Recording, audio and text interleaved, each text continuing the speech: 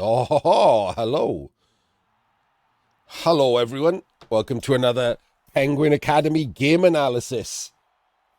What good timing this is. We are still in the Winter 2026 Super League.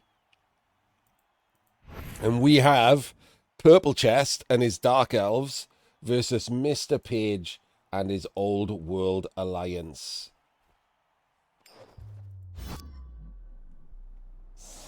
Dark Elves win the toss and receive.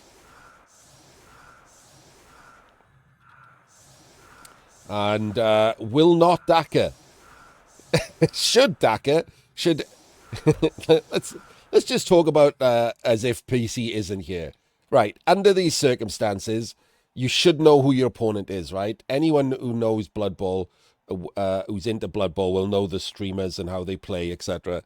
Page is not very good if you do anything other than just stand there and punch him. He is really bad at the nuances of Blood Bowl. He's really bad against agility teams. And he's playing Old World Alliance, who have a tree man, who have slow dwarves.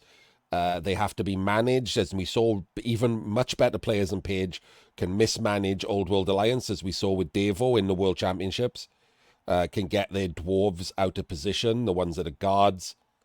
So this is a Daka all day, every day. There's just no reason to do anything other than Daka here. This is one of the few occasions where a Daka is just straight up the right choice.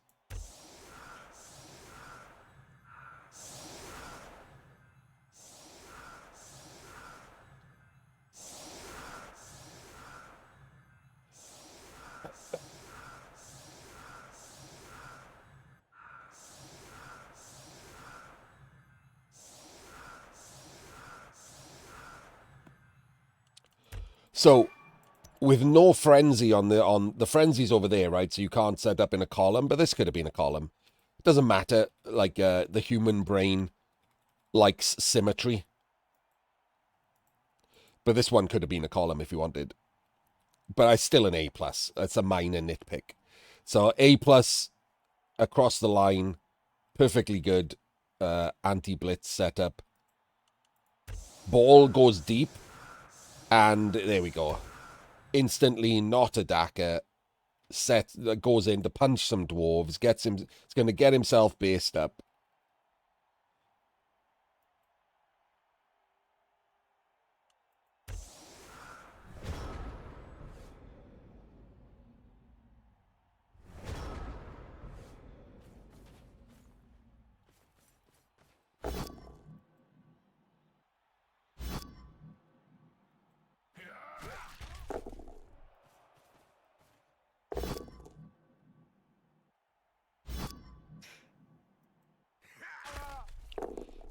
One in 9 blocks. Gets pows. Hits the tree. Hits the tree, which is wrong, and then MrPage stands firm, which is wrong. So that was weird. Like, why would you stand firm there? Do we think the PC was going to put all of his players on the twat magnet to take a block? Like, he can do that anyway, even if you don't stand firm.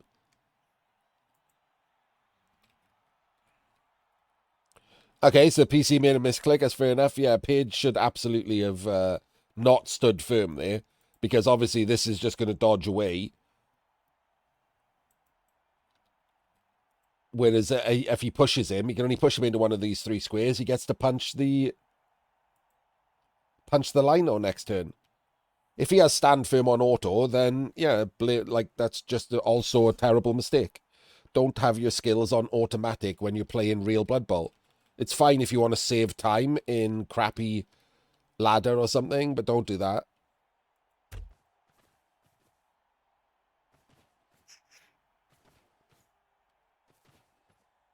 That's too close.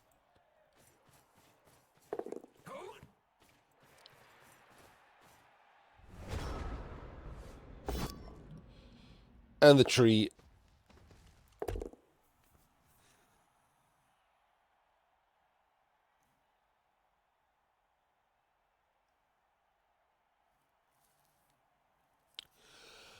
And the tree rolled to take root, and he loner re-rolled it.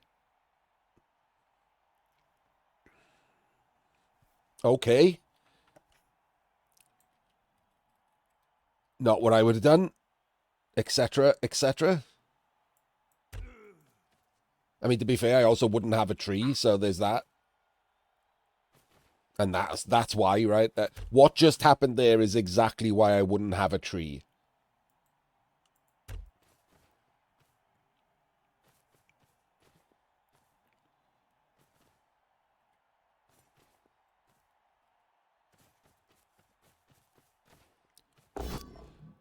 Doesn't even blitz him from the right square. Like, why didn't he wants to run backwards, I guess? And has he got any movement left? He better have movement left. 1, 2, 3, 4, 5, 6. Does he have movement left? Okay, he had 1 movement left. Okay, fair enough. We'll let that go. Blitz is a hard target, which is, you know, not usually correct. If he'd 1 in 9, it was bad. Less likely to knock him down because he's got block, even though he's got tackle removing his dodge. He still has block. He can't remove that. So it should have blitzed Dark Elf Lino for the 75% chance of a knockdown. Yeah, and now PC is in a scrum. Dodgeless dodge, dodgeless dodge.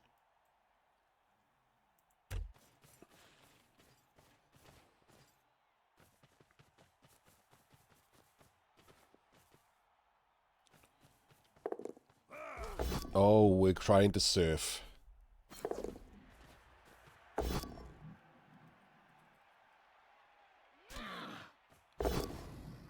We're re-rolling to get the surf. Oh, the greed. I love the greed.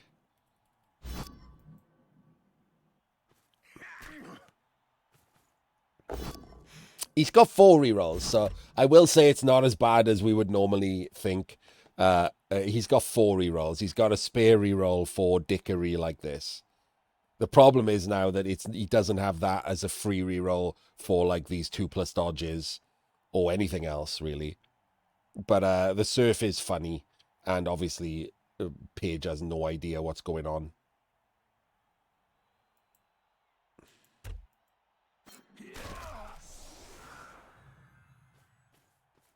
Yeah, I wouldn't have re-rolled it. But it's okay. It's fine. He's fine, but it just makes the drive a lot easier, right? That's a player gone. PC now is the only one with Frenzy. He doesn't have to worry about his own players getting surfed. It does, however, expose the Witch to the Mighty Blow tackle.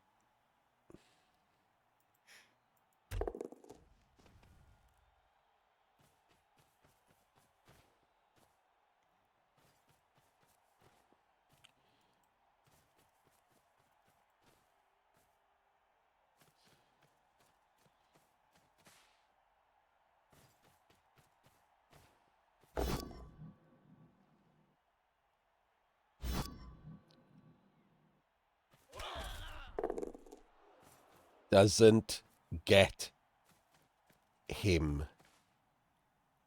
This is going to be a dodge out. If he fails the dodge out, he could get surfed again. Okay, he's realized that. He probably doesn't know how. Like, that feels more insulting than I meant it to be. But you know what I mean, right? There's no way he took the time to work out how he could get surfed. He just got surfed in a similar situation. So he's like, right, I'm just going to run another player over and stand him in a random square close. I'm sure that will help.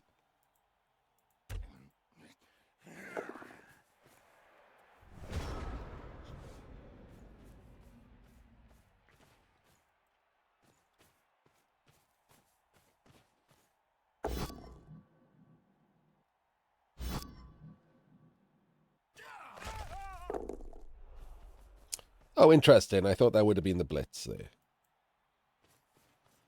With the witch.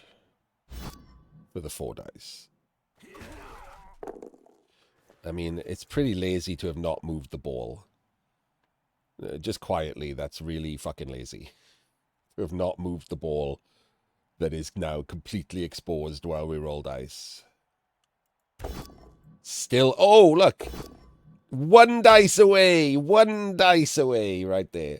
1 singular dice away from just losing the game through laziness.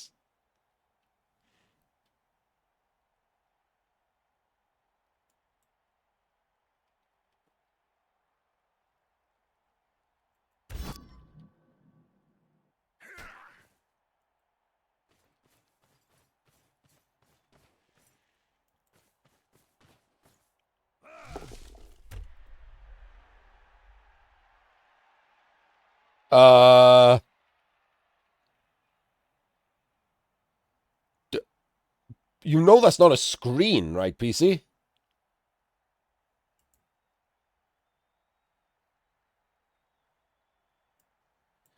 I mean, that's not laziness. That's shit play. Sort yourself out. That was covering the ball.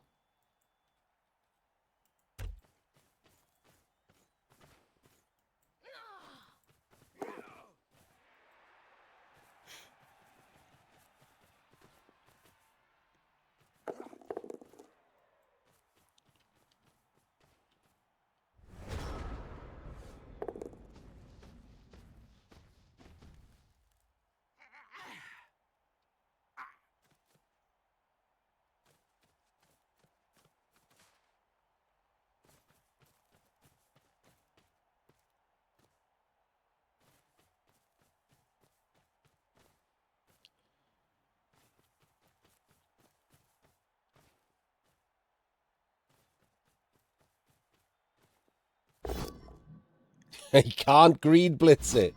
Oh, my days. You know there was an eye twitch there where he couldn't even greed block.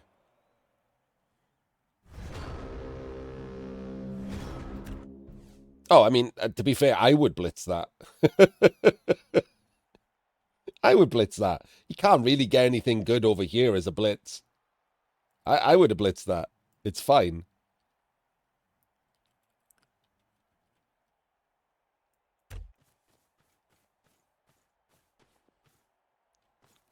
Like, half his players were over here, right? You do-si-doed on him. He can't reach to get in front of you anyway.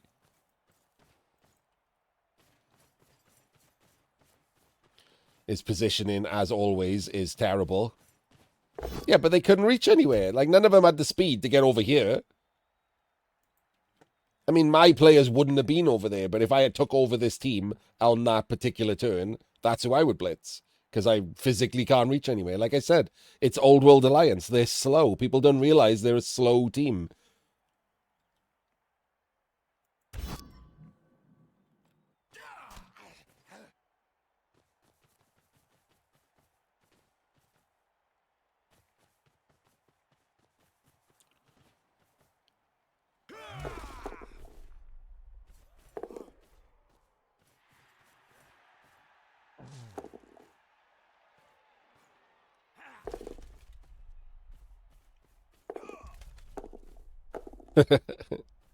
I don't mind that.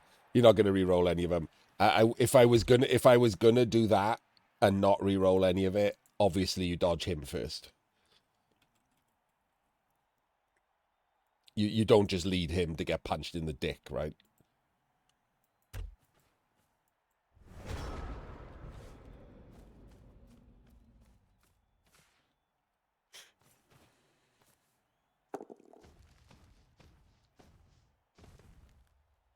So similarly from Page, this is the worst use of that tree completely, isn't it? Like, this is, you wait until the end of the turn and then you rush the tree to put it somewhere better because it's useless there.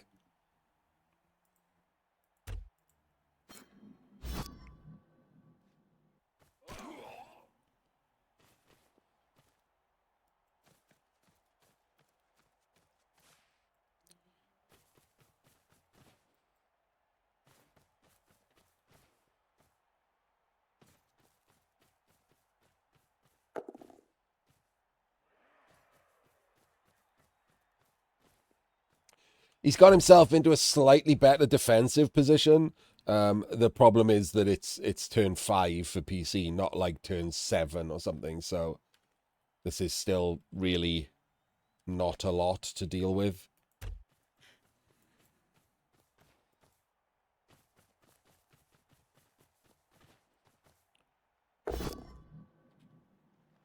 Doesn't get the POW, which is a little sad face.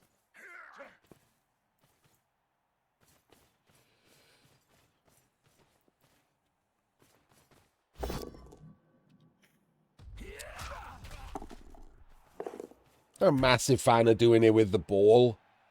Like, I would probably just rather keep the ball on the blodger if I won in 36th. One of the other, like this dodge is probably it, isn't it? And he just bases him, and then the witch comes through. I don't really like doing it with the ball. It just adds the unnecessary 1 in 36.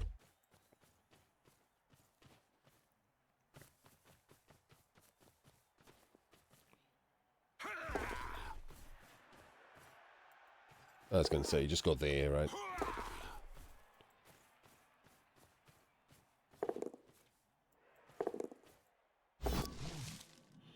We just leave that. Whatever it is, it's down here.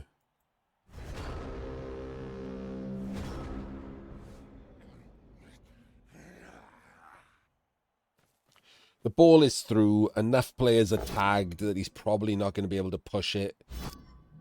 The tree was useless. It wasted his reroll and did nothing. It's the problem, isn't it? Like, this is why we don't take the tree. What's the point in it? Like, it's slightly better in bash matchups, but only slightly. And then this is the problem with it. Like, it's just been walked away from, and now it's just completely and utterly useless. It even burned a reroll.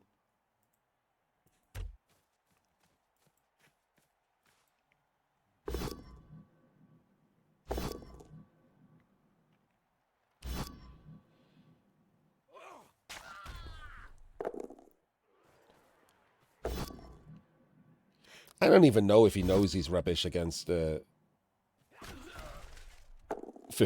of the teams in Blood Bowl.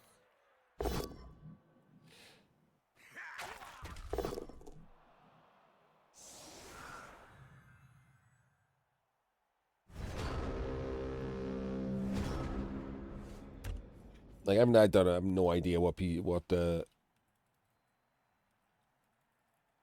Page thinks about his own Blood Bowl skill. I mean, the way he talks, it definitely doesn't reflect reality. Let's go with that.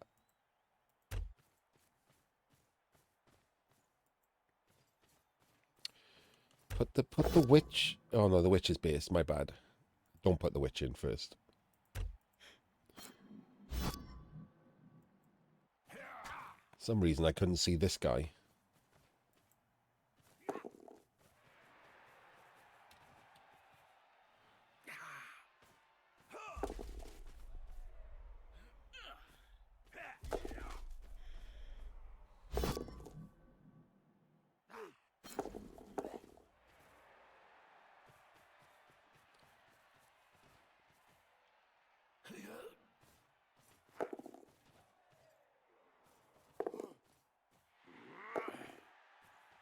We got bench. We got no bench. No. Re-rolled that? We re-rolled the 1 dice. With no bench. That is a choice.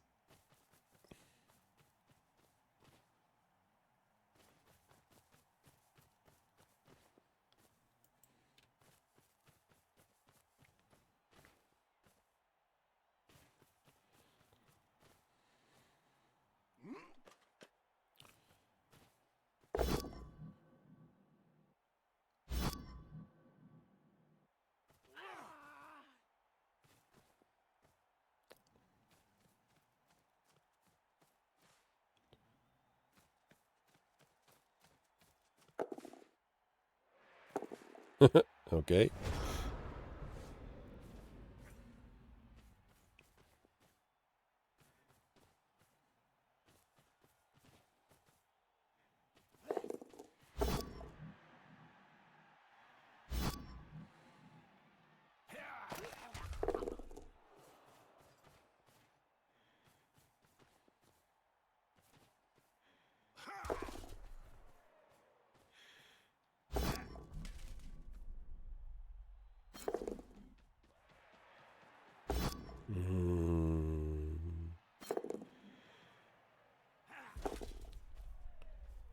I don't know why this was necessary. He could have just ran away.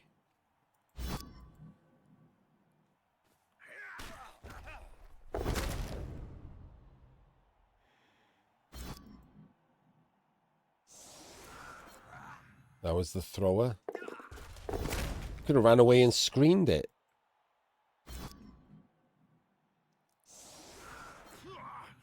Just ran up here and used the player from there and the player from there to screen it. Can't reach her with the Mighty Blow tackle, which is the only one you care about.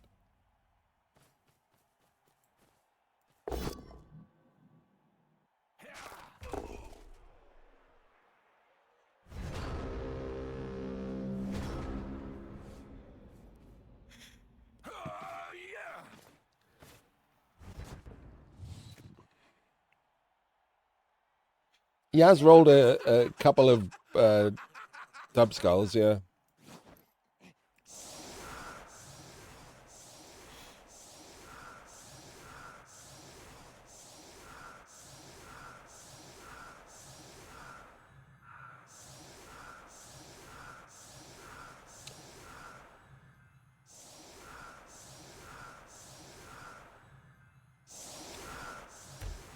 So I do think that this is not wrong, but I think it's better if this is forward. I think these are too far back, right?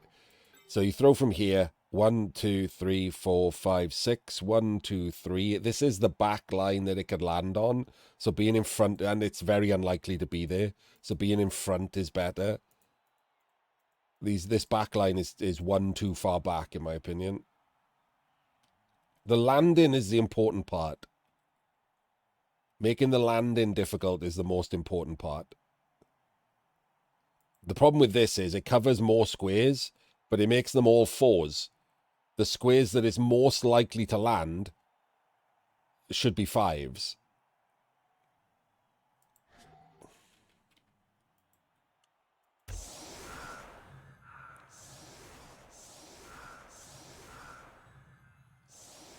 In third season, Sol, in this season, they weren't a fully realized team. They were a lower tier team.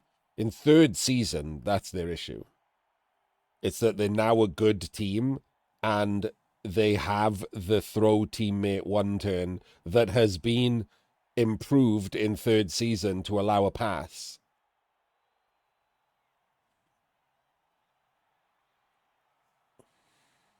The fling is in a bad spot, yeah.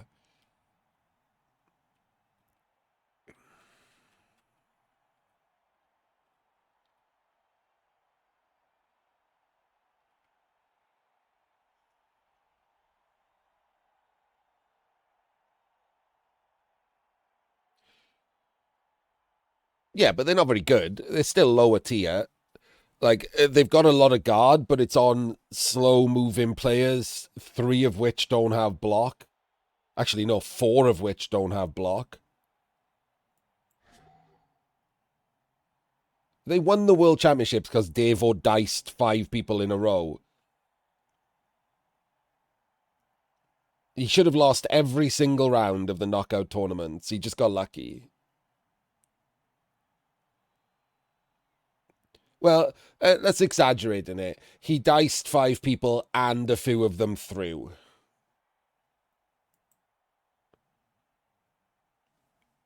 No, don't try and downplay that. He didn't play very well in the World Championships. The quality of Blood Bowl in the world in general is low.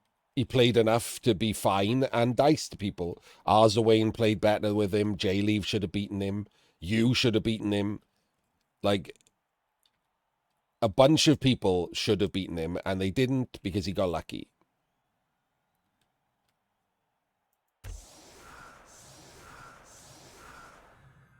He took a team he wasn't very good with and just got lucky.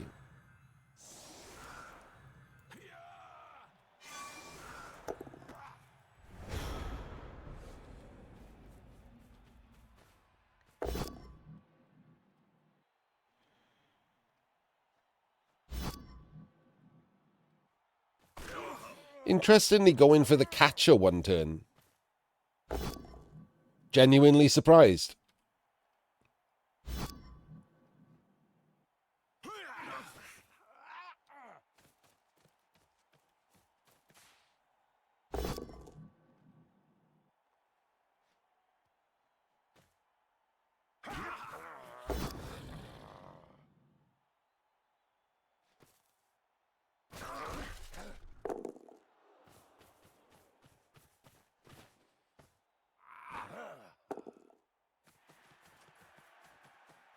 And did it pretty well.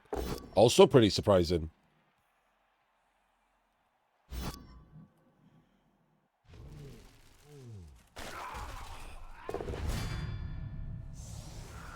I think probably the only mistake he made there... nice. Probably the only mistake he made there was, in fact, that tree block at the end, which was unnecessary.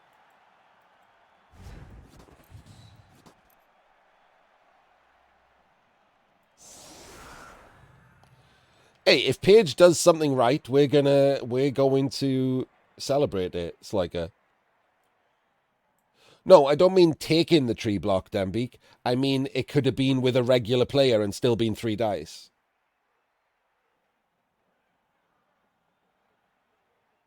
Didn't have to be with a blockless loner.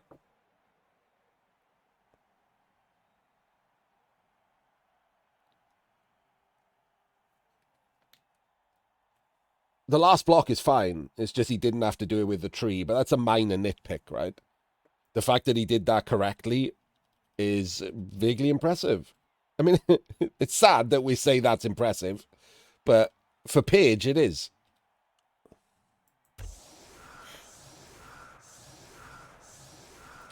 Now, Delphs are absolutely at a disadvantage, yeah.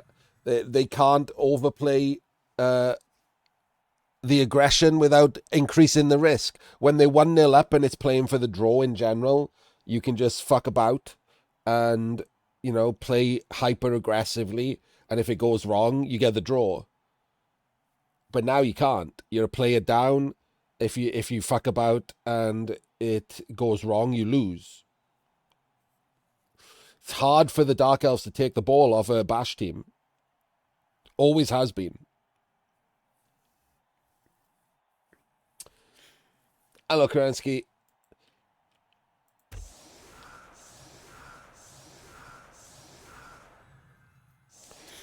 I might as well put it in this game while we wait. Sol's here, PC's here. Kerensky asked me on YouTube who I think does play good Blood Bowl, because obviously I'm doing the Super League and I'm constantly disappointed. And I said, I'll read my answer first, or I'll just paraphrase my answer. Good Blood Bowl is... The phrase good Blood Bowl is contextual, right? In general, good Blood Bowl is a lot lower than I would call it, because in general, everyone's fucking terrible. Sorry for people watching on YouTube. Odds are you're really bad. Most people are really bad at Blood Bowl. Like, really bad. The average person you run into, even at a tabletop tournament, is really bad at Blood Bowl. They can't set up properly. They can't turn order properly. Their drive structure is wrong. They make bad choices. They probably pick bad skills and bad teams. Like, it's bad. They're bad.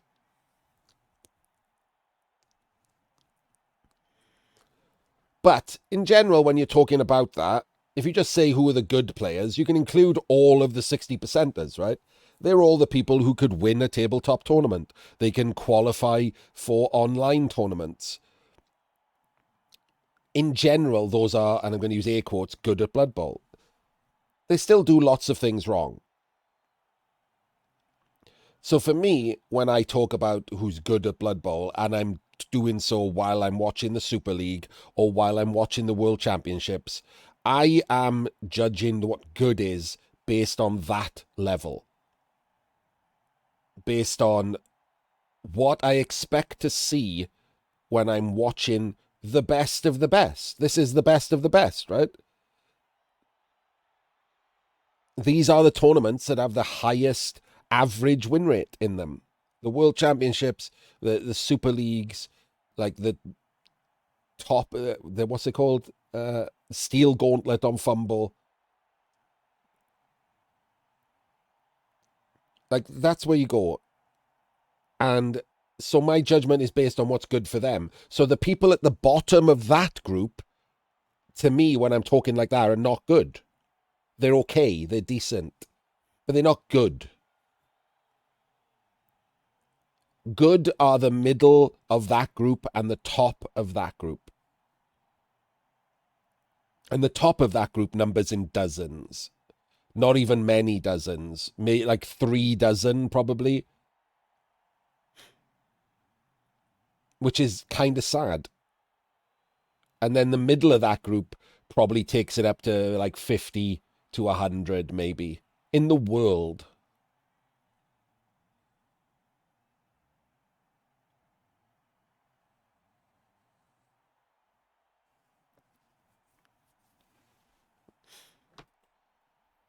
So if you're talking about the top level players, so seeing as Sol is here, it's not like I haven't said this to him before. We also have players who are hard to classify because they won't play across all of the different areas.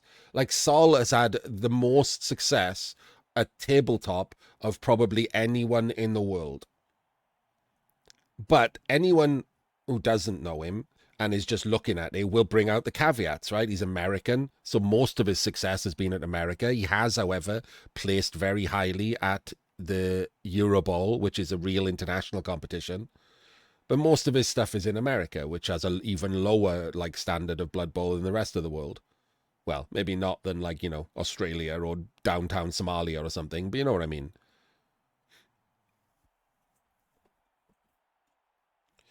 You have players that only play online and will only play certain places. You have people like Malmir, right, who I consider to be a top level coach, but unless you go to Fumble, you're never going to play him.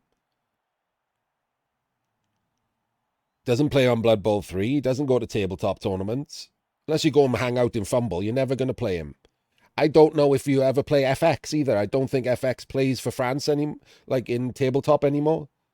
But if he does, I didn't see him at Euro Bowl or anything like that. Also a really good player.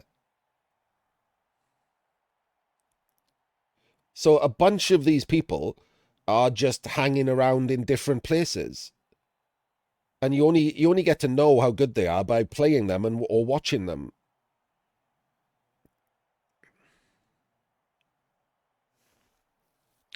Exactly, JD. Right? I'm a decent Call of Duty player, but I'm 50 years old. I don't put 40 hours a week into it. Like I will get shit on by like in a basic gunfight by like 12-year-olds.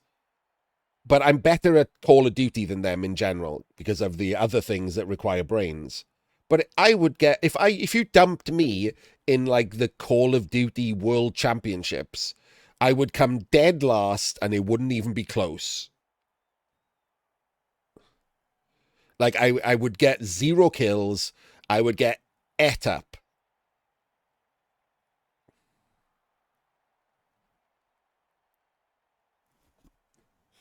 Like there are different levels of things in everything. And Blood Bowl. So if you want some names, Kerensky, top level players, the streamers from Blood Bowl 3, there's me, there's Jim, there's PC, there's K Fool, Diomed streams sometimes, Devo.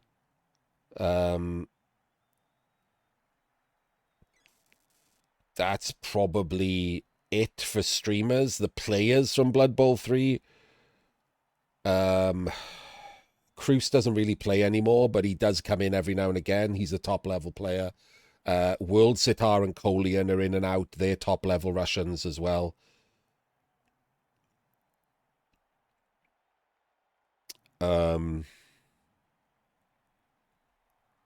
Spanish players, you have Arzawane, Andre, or Eliod, sorry, yeah, Eliod. Eliod's pretty much quit Blood Bowl streaming, but he is technically a streamer, so Eliod is also a top level player.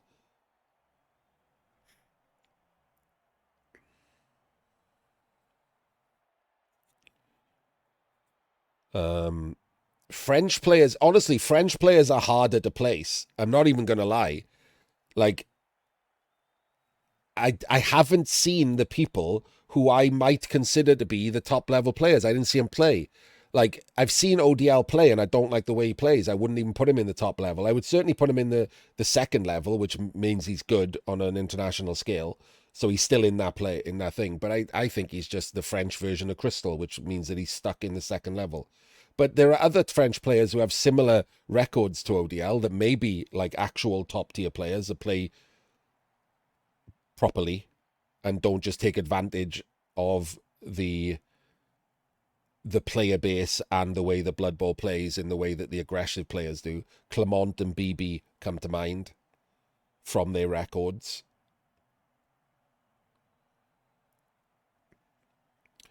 Mankis from Lithuania.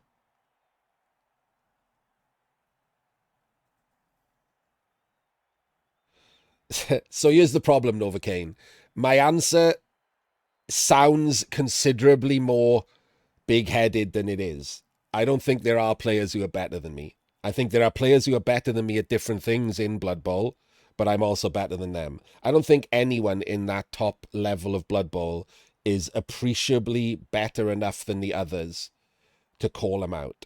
If I'm ever arm twisted into calling out the best in Blood Bowl, I won't include me because I don't play as much in all of the formats. So I would use someone who's good in all of the formats. So I would put someone like K-Fool at the top of the pitch because he is consistently good at progression, at NAF style, at higher TV NAF style. Yeah, I'm not better than them. Yeah. I'm better at setups than a lot of top tier players. I'm better at turn ordering than a lot of top tier players. But most top tier players, because we're humans, have our own like issues. I can get blinkers when I play. I'm really bad at playing when I shouldn't be playing. So I'm really bad at the mental side of stuff. I will play when I'm tired. I'll play when I'm miserable, and I'll play worse because of that. Whereas other players won't ever play when they do that. Like Dio, right? Dio's I should have listed in the top. He doesn't play anymore. But when he did, he wouldn't play when he wasn't be able to concentrate or whatever. So his games were regularly at the best. Well, Jim's suggestion of Diomed is based basically on his results, right? Like every game we've watched, he's made mistakes. It's no less mistakes than any of the other players we've made. It's just based on recent results. Give it another year, and he might not have those results, and suddenly, why are we calling him the best player? But in my opinion, like, and sometimes people are better with some teams than others. Like in the World Championships, like I said, I included Devo just now in top tier players, and I absolutely believe that he is. But I don't think he's a top tier Old World Alliance player because he screwed them up. I think Arzawain played rings around him in the World Championships, and I think PC in their first match played rings around him. They like easily took advantage of his screw ups with his own team. But that doesn't diminish from Devo as a player as a whole. It's just that's one of his things that he's not good at.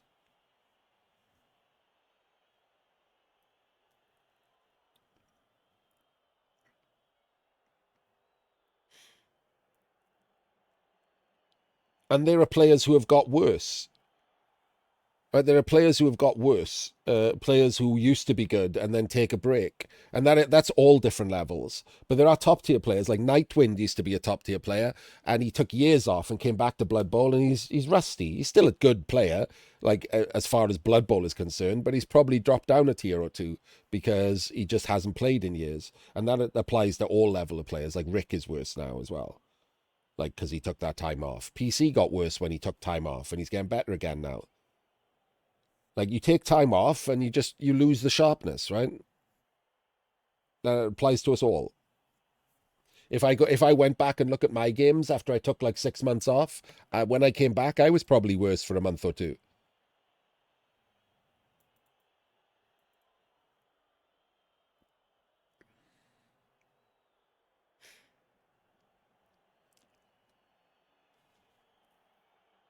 Probably am than when I was playing, you know, 30 games a week or something.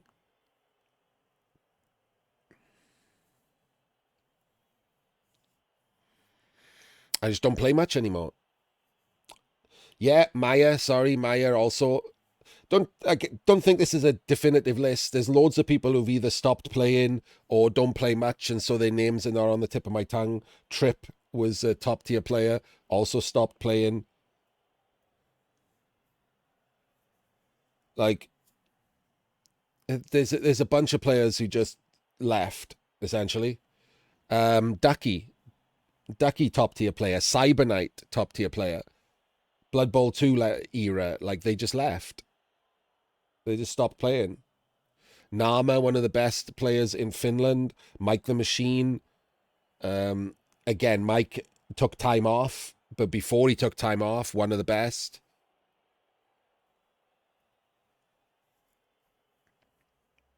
I'd place Anarian in top tier players. This is not about people I like. I've listed at least like 4 or 5 people I don't like actively.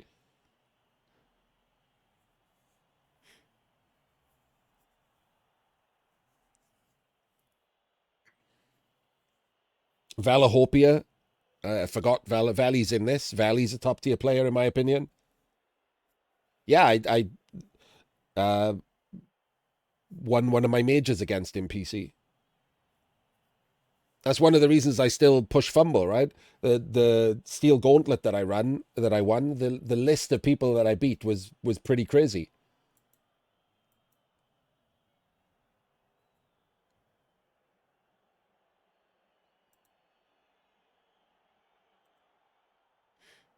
Hang on, I'll let you know now. I've already forgotten, obviously.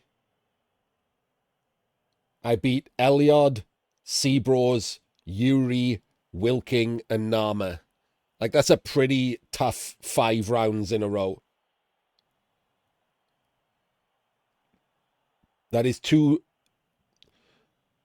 top level players and 3 good mid level players.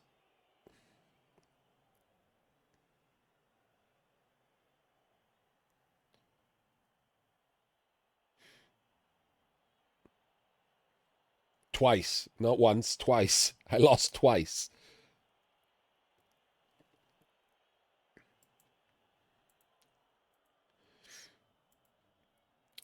But Kian Dare is one of those coaches that I'm talking about. He's similar to the other ones that I'd name in the I'm not quite sure. Like Kian Dare has a lot of elements of a top tier coach, but he plays like 90% goblins. So it's really hard to fucking tell.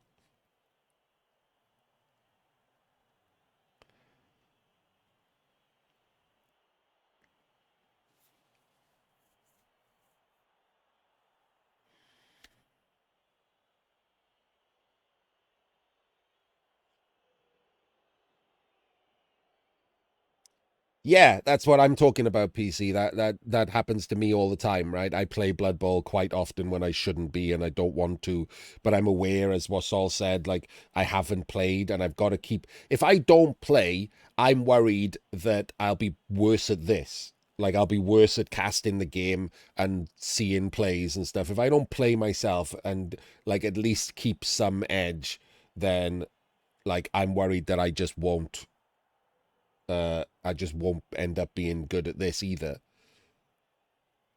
Everyone gets less sharp when they don't play in everything, obviously. It's like riding a bike. You'll get used to it again, but the first time you get on it, there'll be a few wobbles.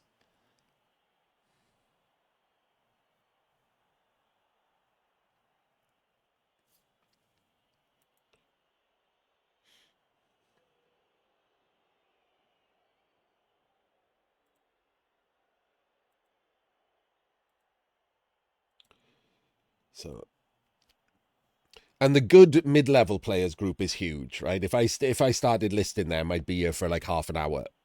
The good mid-level players group is real big. Like there's like 50 people in it, easy. Like, and there's going to be players that I don't know that are in that group. It's very unlikely the players I don't know are in the top tier group. We talked about that when we started covering tabletop. If I've never heard of them, it's unlikely they're top tier. But they can be good enough to be in the upper second tier group. Some of the better players that we've seen from the tabletop coverage from the last year, players that I've covered on Fumble, like the Switzerland team, like the Jaquero, Stimmy, like some of those were really solid players.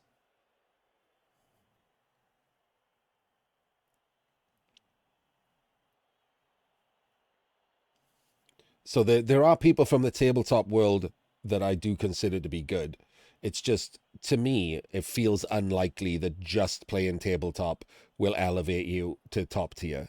You just don't get enough practice, and you don't get enough practice against other good players. Both of those things are necessary.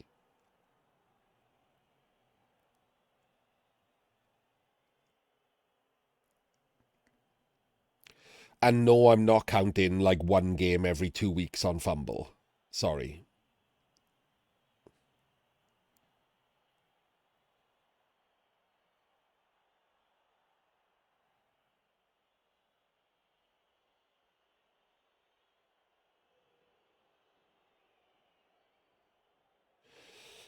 I would say that all the best tabletop coaches play online, and play online a goodly amount.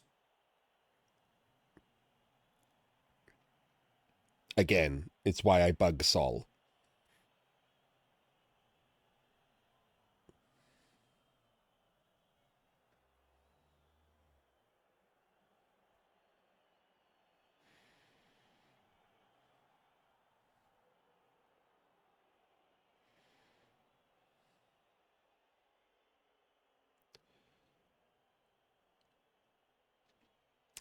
Yeah, I haven't bugged you more because I'm waiting. I'll bug you to play Fumble when they, because they're going to release third season first.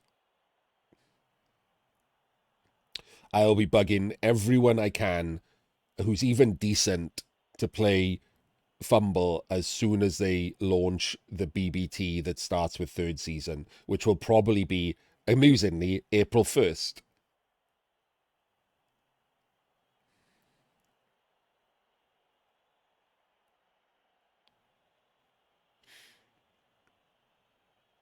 And anyone who's half decent and wants to get better, I will be bugging the shit out of them. So that'll include you, JD. It'll include you, Nut. Anyone who's half decent and wants to get better, third season, especially, I mean, not just especially, like primarily if you play tabletop. Black Box Trophy, April 1st, Fumble, third season. Write the date in your book. I will be bugging the shit out of you. And unless I've died in the meantime, or something horrendous has gone wrong, I will also be offering prize support.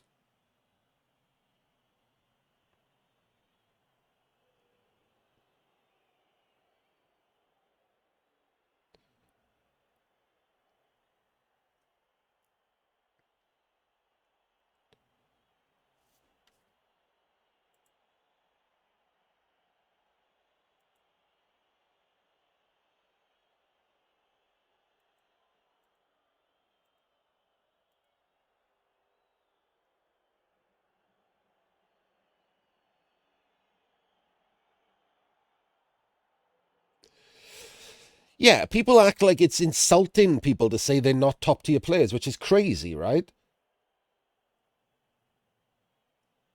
The guys who play in the fourth division of the Premier League, I don't know what it's called now, like I don't follow football, are not as good as the Premier League players.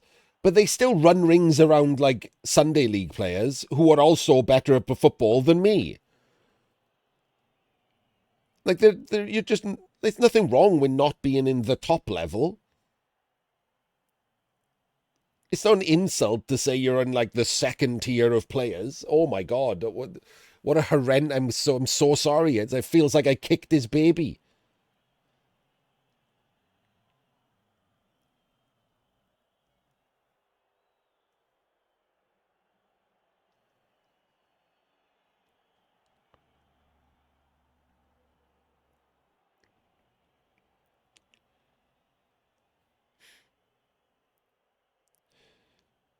Like the only the only reason that people, well, actually no, sorry, there are two reasons that people have a problem with me saying something like that. The first reason is that it's me saying it and they don't like me.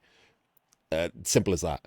But the second reason is basically they disagree, right? It's just ego protection. They disagree. They think they're as good as anyone else. They think they're better than they are. And so someone telling them something that goes against that, they will fight against. And the problem with that second group is they don't have anything to back it up. They don't have results. They don't have stats.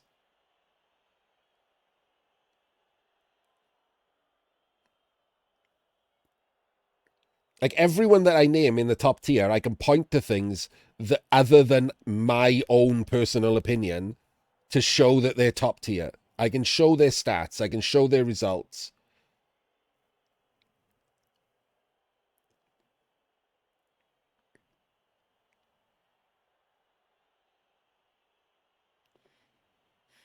Everyone probably thinks they're a little better than they are, let's be honest. But not to the point of putting yourself in a different tier.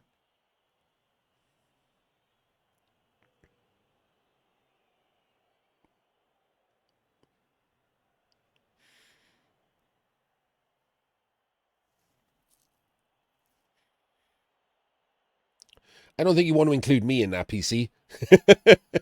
After the World Championships and this Super League.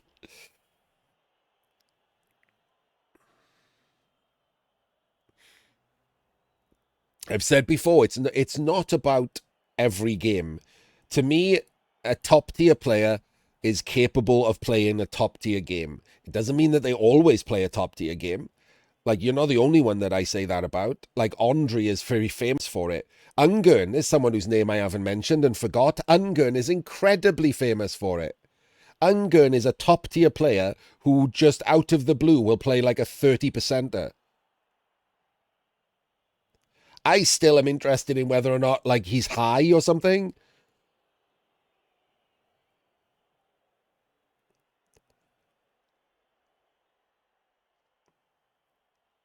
When Ungern is playing properly, he's better than ODL.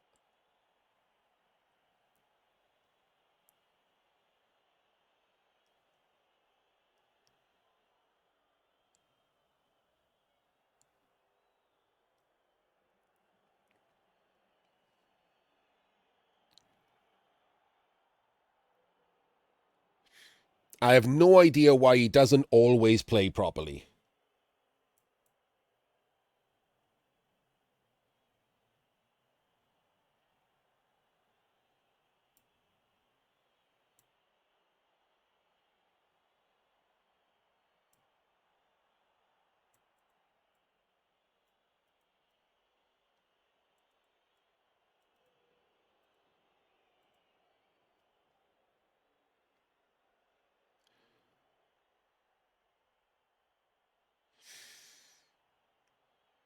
Yeah, exactly. Not everyone wins all the time, right?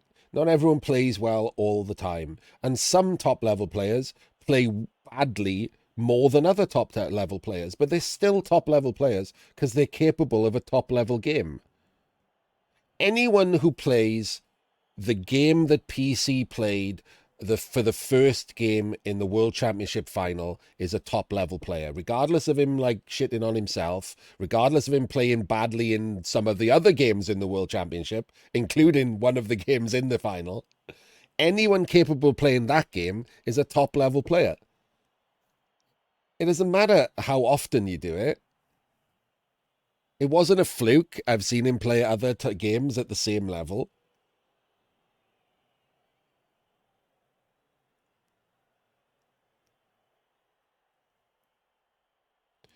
If you mean the CR rankings, Denbeek, they're kind of useless, and they're even more useless at the start of every BBT. For the first month of every BBT, there's like 47 legends. Because the CR rankings are kind of stupid. All you should care about is switching it to black box and looking at the win rate. What is Iena's win rate in black box overall? In fact, I'll look. I got a fumble tab open right now.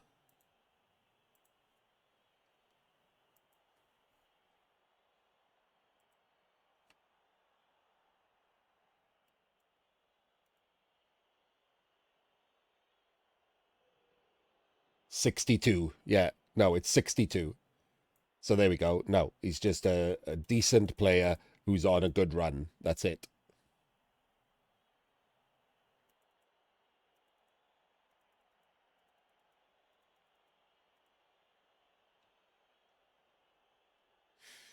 That's what this is what I mean, right? If you gotta check that. Like CR is all over the place on Fumble. I'm not shitting on Fumble's CR system or anything, but CR is basically how good you've played in your last like 10 games or something. Or what, sorry, not even how good you played. What your results are over the last like 10 games or whatever. Like anyone can have a decent run in something. So like I don't pay any attention to it as far as like if I'm wondering whether my opponent is any good and therefore how I should play. If I don't know them, I will look them up and I will look at their win rate in Black Box. There is some correlation, but as you just saw, Iena is a 62% coach who's currently or overall second on Fumble. Like he's not the second best player on Fumble. He's probably not the 22nd best player on Fumble.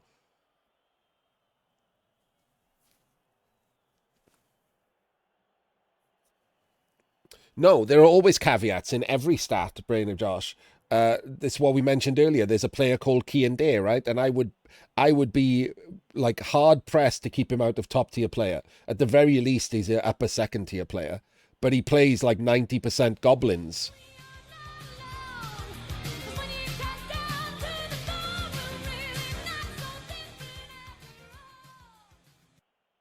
Well, thank you, Astrophage. I appreciate it.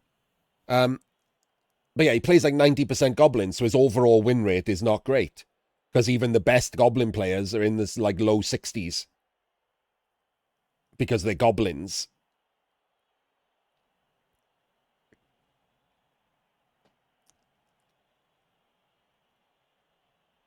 So there are always caveats. Some players don't fit neatly in the box because they don't play all the teams, they don't play enough, they don't play all the different places or formats. You know, it's hard to see. Oh, okay. Fine. I take it back. Fuck you, Astrophage.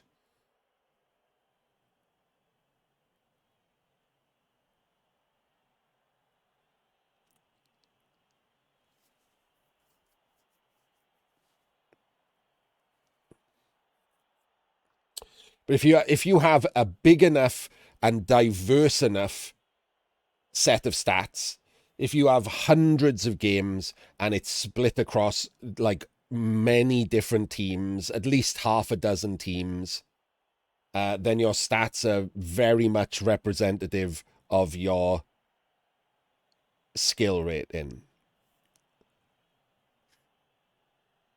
Oh, I should probably include in a blind spin like pool. If you have all of those stats against the same 12 players in your local league, it's irrelevant.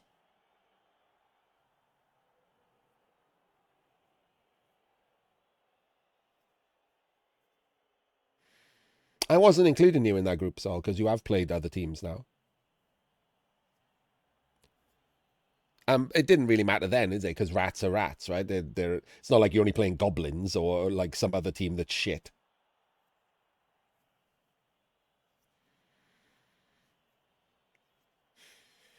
Oh, thank you, Novocaine. Unless you were also talking to PC, in which case you can also fuck off. If anyone else would like to compliment PC instead of me, go nuts.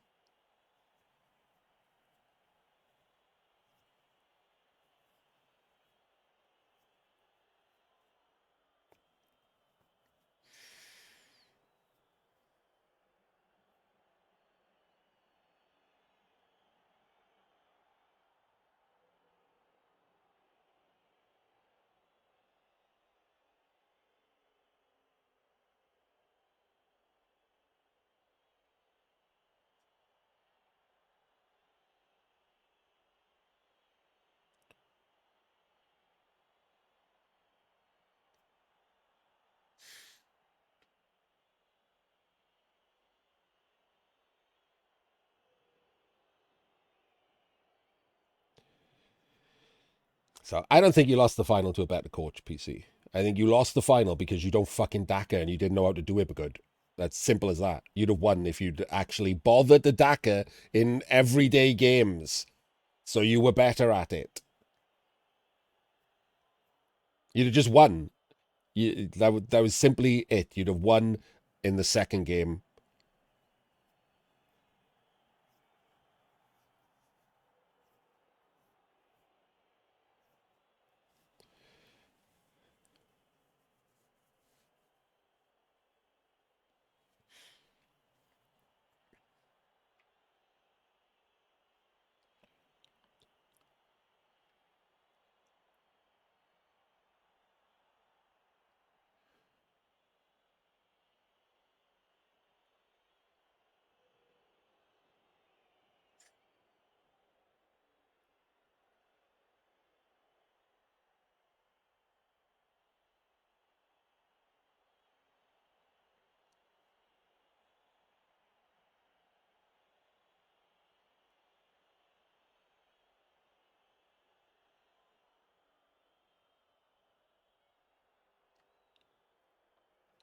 The players on Fumble who have high black box win rates, Java, is he Finnish?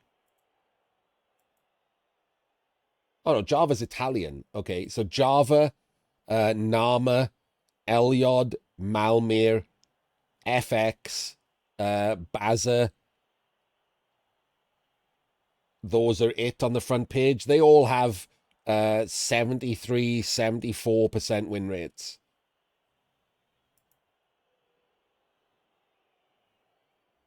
And then someone called Sebco, who I've never seen play. Me.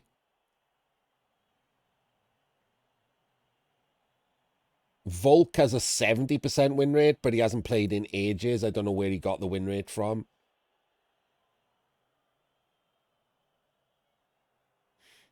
Solaris, who I still haven't seen play.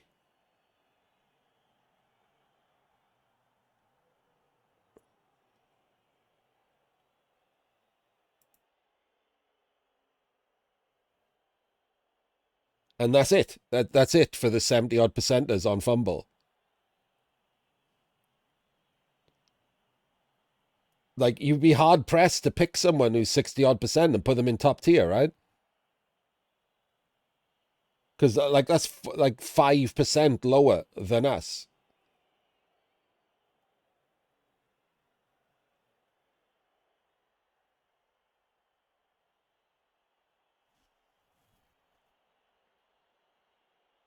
I don't think we've ruined this game as an upload. People actually like this. Whenever I go off on one and we talk about something Blood Bowl related, at least, it gets more comments. People actually talk about it. I don't mind. People can just always fast forward to when the players move again, right? It's YouTube.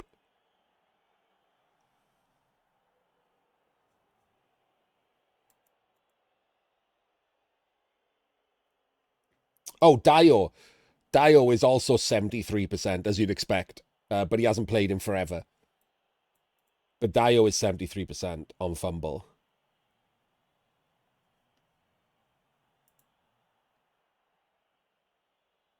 Anyone else over 7, and K-Fool is 73% on Fumble. Anyone else who's over 70% has too few games. Like, it's 70% over 15 games is nothing, right?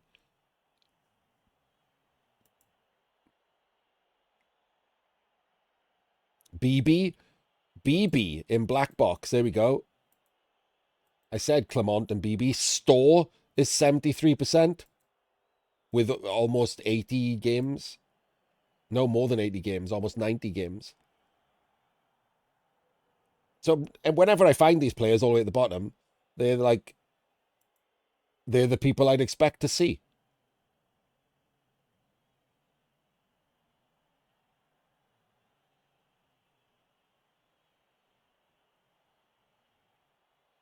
It's not a coincidence, in other words, that they've got that win rate.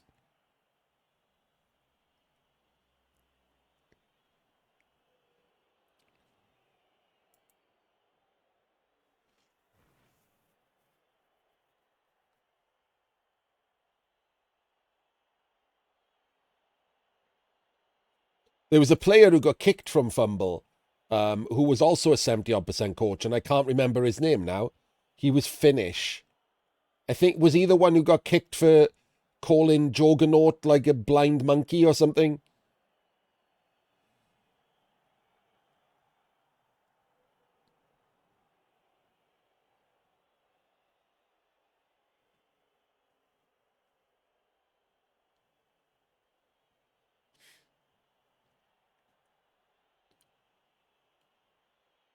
I don't remember his name.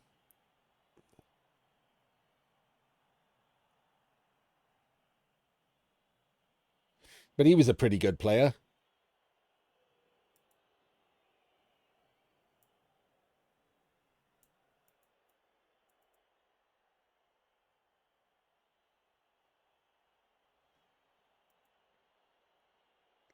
I don't know where he's gone to play Blood Bowl. Seems unlikely that getting kicked from Fumble means you just stop playing Blood Bowl forever, right? So maybe he's on Blood Bowl 3 now. Maybe he plays tabletop in Finland.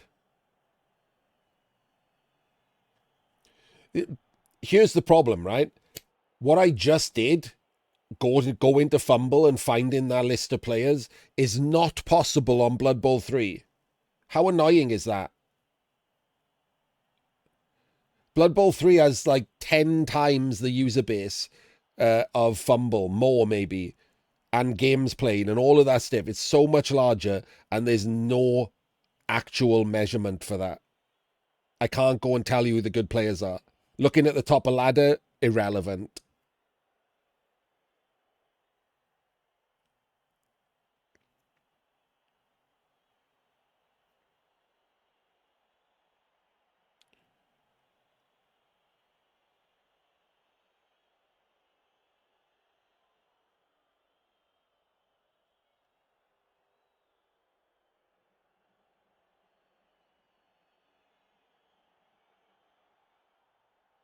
It's kind of useful information though, Dembeek.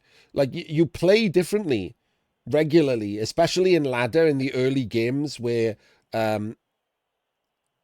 you where developing your team is of more importance. You can play more aggressively and score early if you look your player up and he's like 40%er. But I've got no way of knowing who it is. I have to play every game like my opponent's actually decent.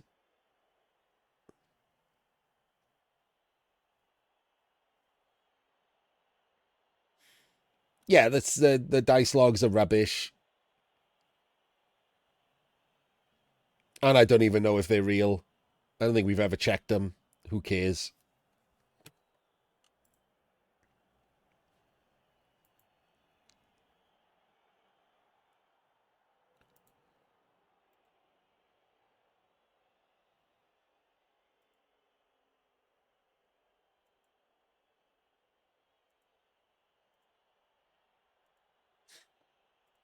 Right, let's get back to this. I'm going to do this. I do a circle on the screen for YouTubers. Let's get back to the second half of this game. As we discussed, PC now in a lot of trouble. Turning over 11 Old World Alliance with only 10 Dark Elves. Pretty bad.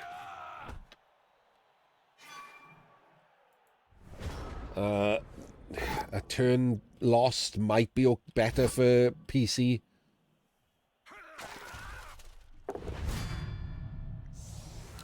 Nine Dark Elves looking worse already.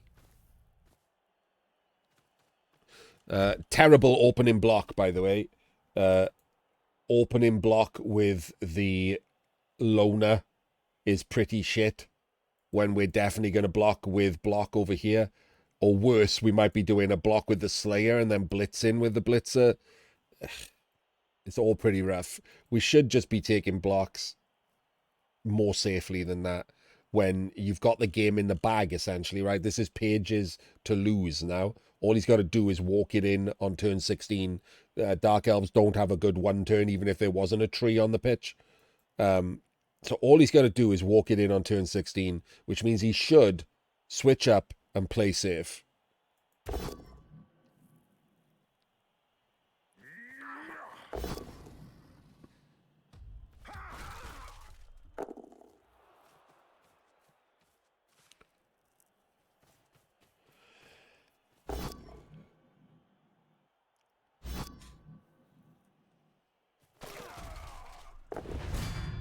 And now the loss is looking real rough. Tree takes root.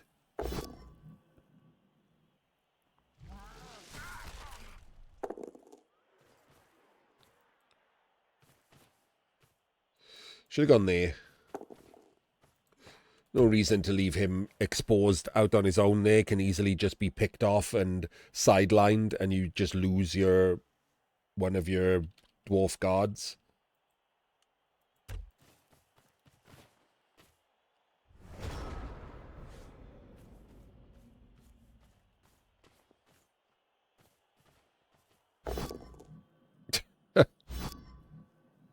Of course. Same thing could have happened to that one, obviously, and that's what PC was doing, and he won in 9 immediately. Great. And then failed to dodge. Awful turn for PC.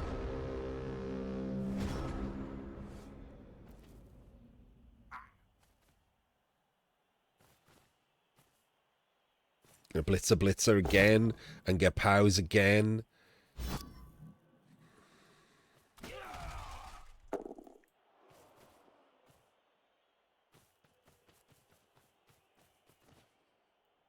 Okay, well, that's a chain opportunity, isn't it?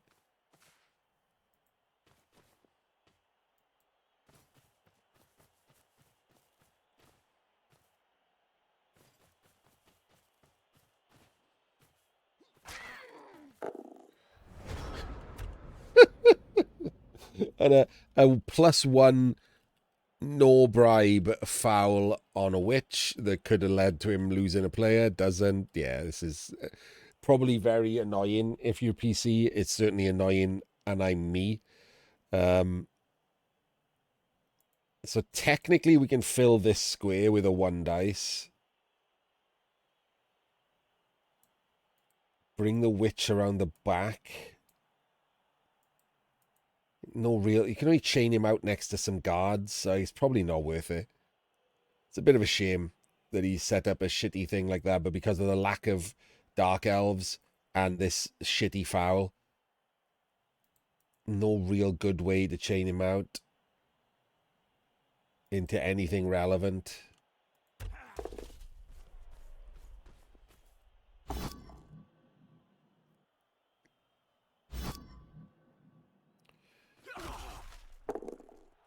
Chains tackle off. Oh, he stood him up. Okay, that's weird. Why have you stood him up? Oh. Well, there's a cheeky little Kaz. Not a massive fan of standing him up for no reason.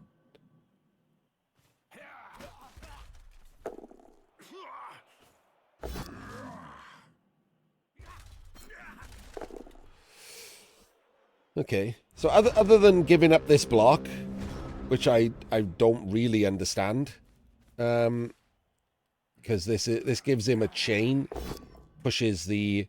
Oh, it doesn't. It could have chained the runner onto 2 dice with Mighty Blow and not had the blitz.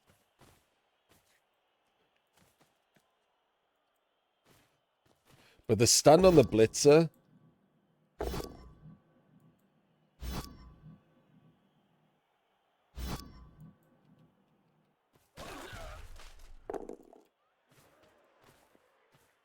and the removal of the other guard does bring this next turn back into line a little bit.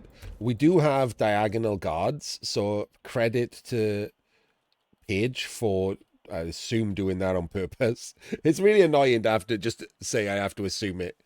It could be a coincidence. But we do have diagonal guards regardless. Let's give him the benefit of the doubt. So a dive is not really worth it. Especially as there's no way to red dice him into a different block, which is normally what you assess the risk on. It's not just the dive and the 25%. If you can chain him out with the witch and then there's someone standing there, you could go for it because you'll end up getting a block because the thrower doesn't have block. But so far so no on that.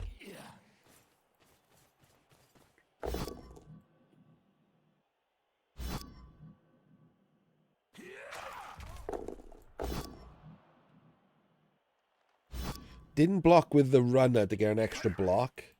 And didn't block with the runner to get an extra block.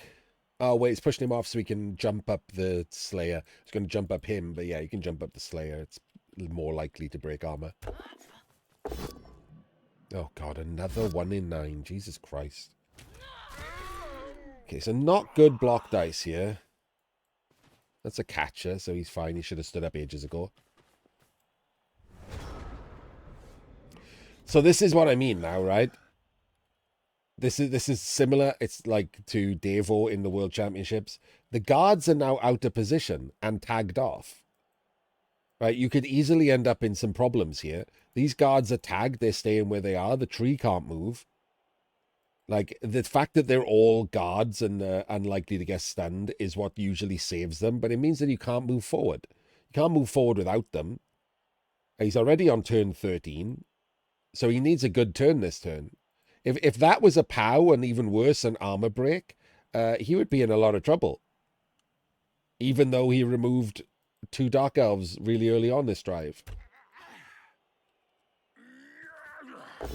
Because none of his blocks have been about claiming space. All of his blocks have been about just taking blocks and damage. None of them have been about claiming space to move forward.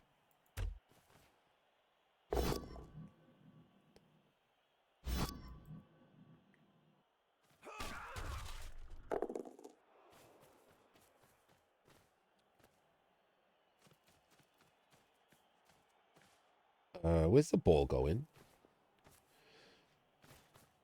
Okay.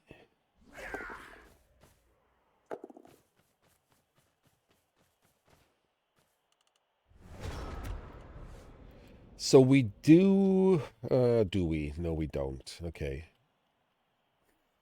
Oh, this is obnoxious.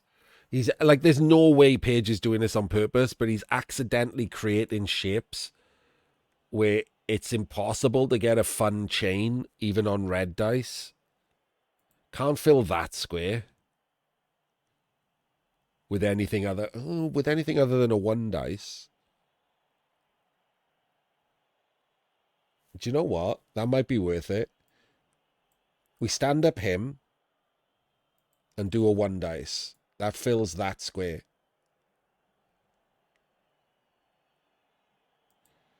We put him there, or him there, and we do a jump up 1 dice, trying to get a push into pushes, and that chains him out. So you can 1 dice the ball with wrestle. Like, he hasn't got block. You can 1 dice the ball with block, this guy. It's just wrestle will... No, there's no way to get wrestle into one into one. But that's a possibility of something to do, isn't it? Like, it's hard. You got to do a 3+ and then a 3+. Like, it's... But with him stunned, the witch jammed in, I'm not certain waiting another turn and hoping for something better is going to end up in your favor.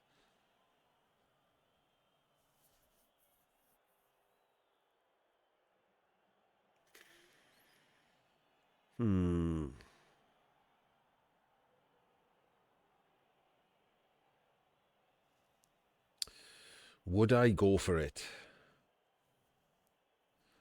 Possibly. Yeah, possibly. I think what I'd do is I'd stand him up and I'd take this. And if I rolled a 2 or I had to re-roll a skull, well, re-rolling a skull isn't bad as long as I get the 3+. If I get a 2, I would probably then just blitz him instead and change the plan.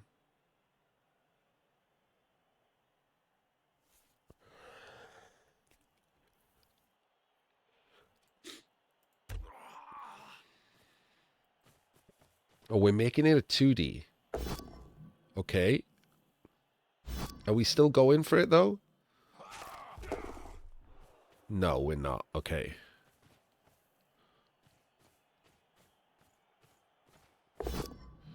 Did a rush and snaked it. And that is probably all she wrote. It's not just a snake into a stun. Feels like the rush isn't necessary there. I'm not certain why. Like, why are we rushing?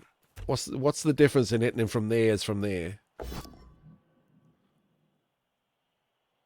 Like, this square or this square doesn't matter for the escape for the witch. Feels a little bit pointless, this rush, not gonna lie. It's easy to say that now when it's snake, but I genuinely can't see a reason for it.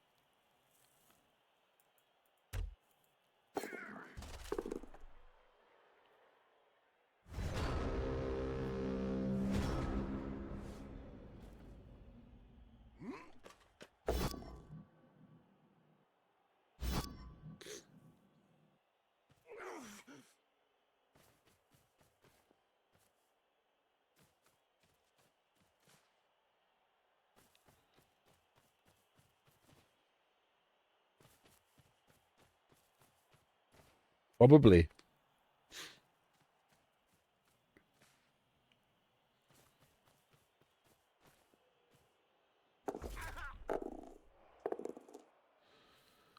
Maybe, maybe not. All right, can we do something here?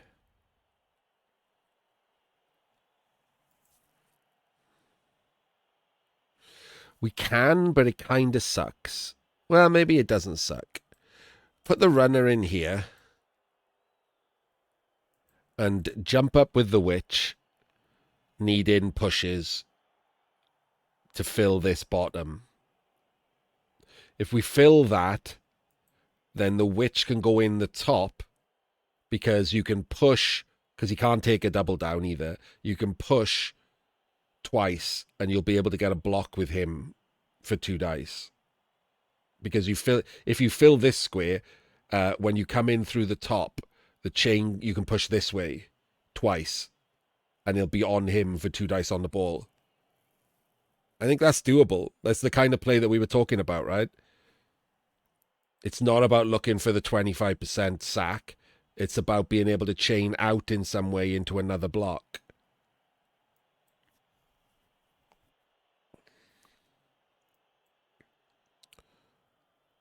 So I think that's the play.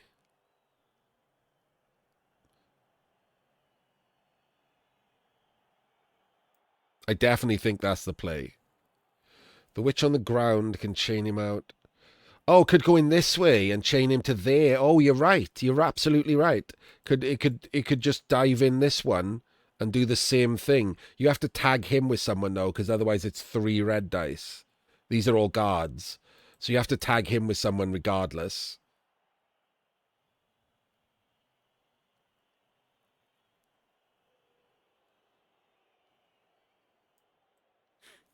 But yes, that is also something you could do. Yeah, that's actually probably better, isn't it? You're right. So we do the dive and the red dice to there and to there. We have to have a player here because when the ball ends up there, we're going to need a player in one of these 2 squares for a 2 dice block. Doesn't end up in quite as nice a block because obviously it's not blocking backwards. But if you use him all the way back here to tag him, then you have both of these, one of whom can be the assist and the other can be the recovery. So yeah, I think that's good. You don't even need him at this point. You could run him down to be a scoring threat.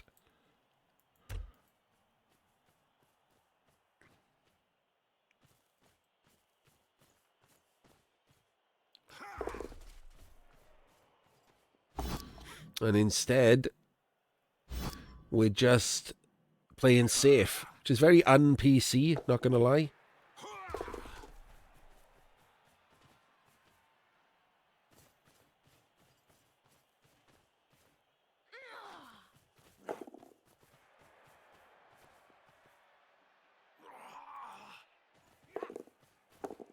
And a rush to tag the other guard, yeah.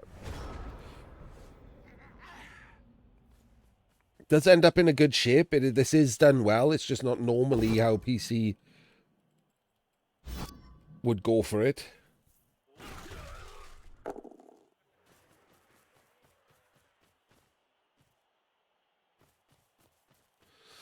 Yeah, he just doesn't have enough players, right? Obviously, he needed to cover this side, cover some of the other players.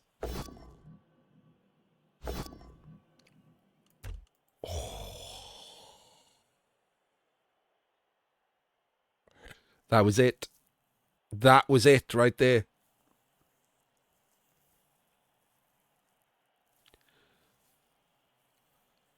He brawled it.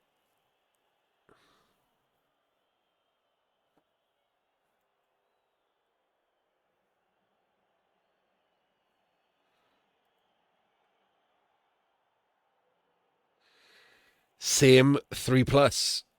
Should have loner re-rolled it.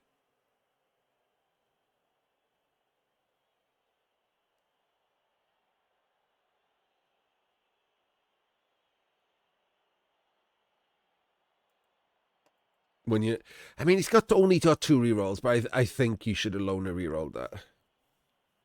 It's the same 3+ regardless, and gives you a bigger chance at powing. Because the ball is not going to score, right? The ball is going to be over here. The witch elf is important The wrestle witches who's going to go in to take the ball off him. Wait, the ball. Hang on. Is he going to score? Oh, he's going to score. He's in scoring range. Oh, if he's in scoring range to go round the front players.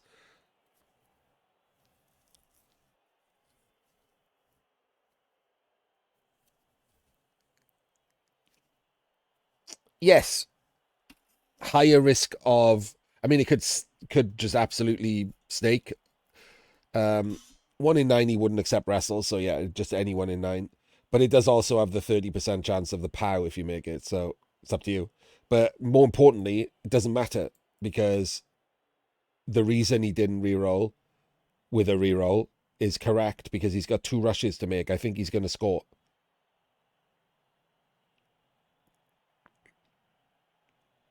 So if you're making 2 rushes and you've got 2 rerolls, you brawler it. But going backwards even further, if you've left him, oh, he's not a catcher. I'm an idiot. He can't score. Oh my god, I'm so stupid. I just counted out 10 like he was a catcher this entire time he's been a thrower. Where's my... There we go. Thank you. Fuck me. No skill on it. Normally there's a skill on the thrower. Oh, it's because he took the... It's because he took the tree. That's why. If you take the auger, you have leader on the thrower.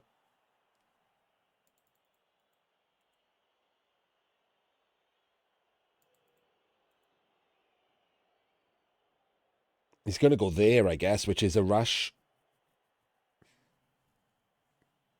I mean, he has to go there, right? If he goes there, how does he defend coming around the top? He hasn't gone forward enough. There's no one in the end zone or covering the end zone run. Well, let's find out. I'll stop wibbling about things that are wrong because that's a thrower, not a catcher.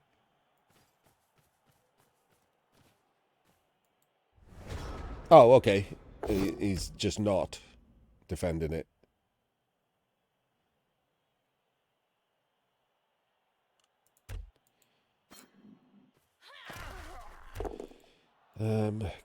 The witch is already hit. 1, 2, 3, 6, 7, 8, 9. So we can get someone round the back, but unfortunately the witch is already hit. So the dive is going to be just a straight 1 dice.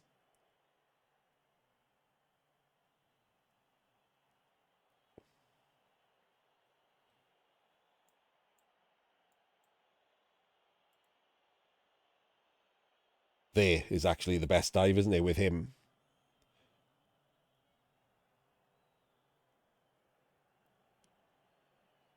Straight 1 dice kind of sucks. Could we have reached with the thing? 1, 2, 3, 4, 5, 6, 7, 8, 9. No, we couldn't. We'd have to do a 1 in 9 there. We could have blocked with him and then gone 1, 2, 3, 4, 5, 6, 7, 8. But it's from tackle.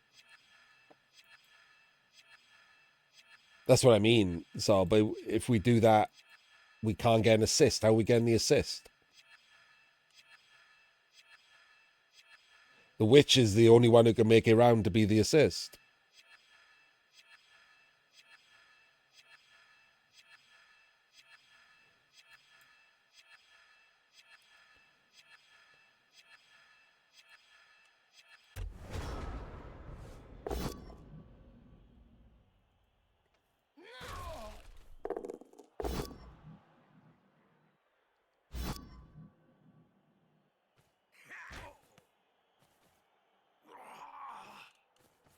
Wait, can 1, 2, 3, 4, 5, 6, 7, 8, 9. Oh, wait a minute. He can make it round to be the assist. The witch is back on.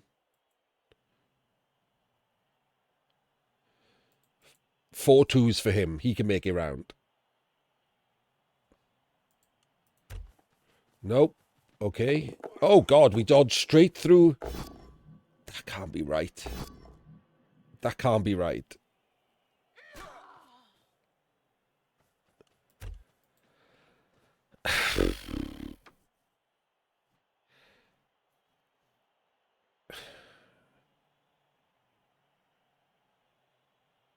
Hang on. It might be better. I'm always fine with... So it was a dodge without dodge. Hang on. 1, 2. Where did we go?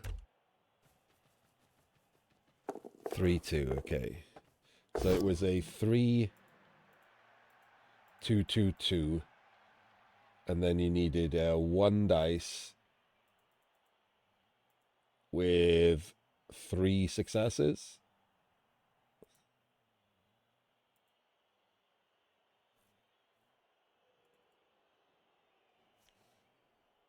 That is a 60% sack.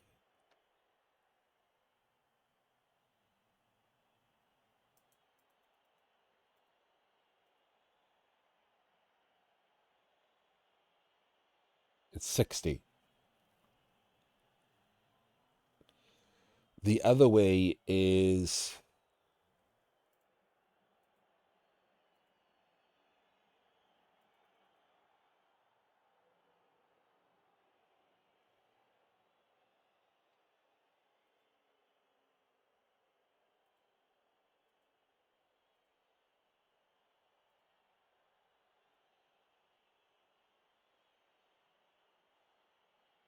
It's hard to do because of the frenzy. We still can't do frenzy properly.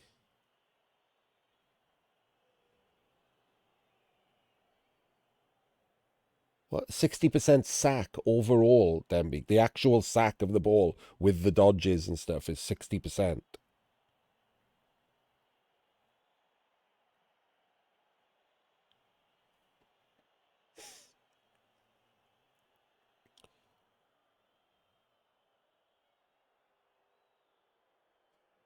Whereas going the other way with the assist around the back and the 4 plus dodging, it's already down to 67%.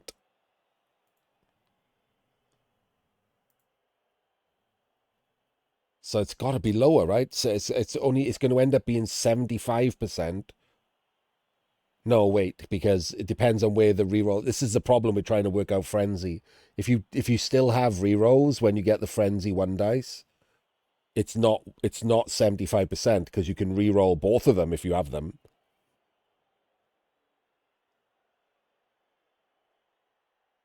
Or you can take a push and then re-roll the second one, giving you 3 goes a day, which is higher than 75. Oh, it's really annoying to work out frenzy percentages. It's not red dice, it would be a 1 dice.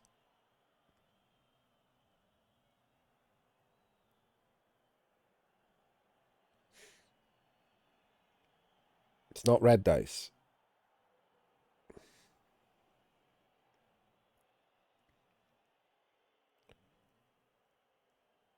I'd need a pen and paper to work out the frenzy one.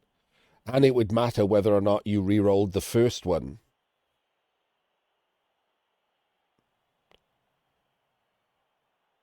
No, if we did the original play of just sending him around and dodging the witch in and doing... Because we have the frenzy hits then, because the movement was more than enough. So you technically, depending on whether you used re-rolls with the blitzer, would have 4 bites at the cherry. But do you re-roll the first one when you've got a frenzy hit? That's kind of interesting, isn't it? If you've got multiple re-rolls, is it worth risking the skull when you have a free follow-up, and then you can re-roll that if it fails?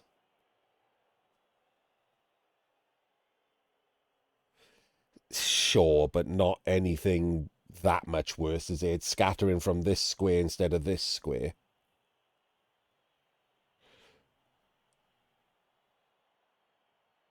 In this square, if you get a knockdown, he can reach almost everywhere it goes to.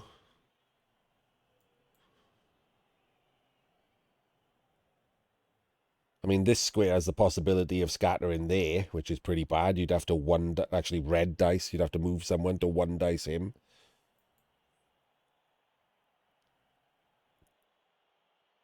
So there's always bad options. I don't think the options are that much better from this square. Obviously, you get this one as a possibility.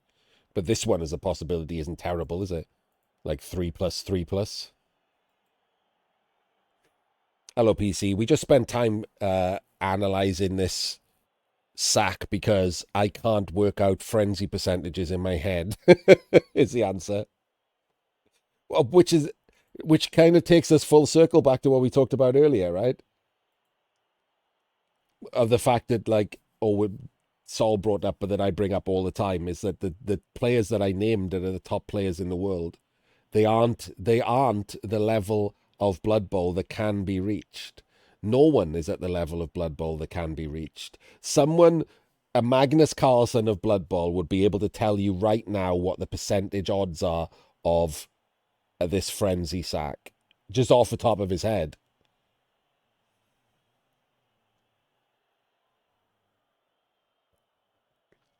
Yeah, this was a 60% sack, PC. So it's either the best option or near as damn it to the other option.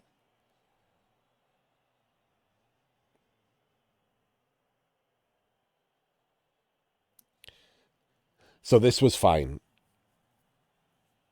This is basically a 60% sack. I think you're dramatically exaggerating the difference in upside here.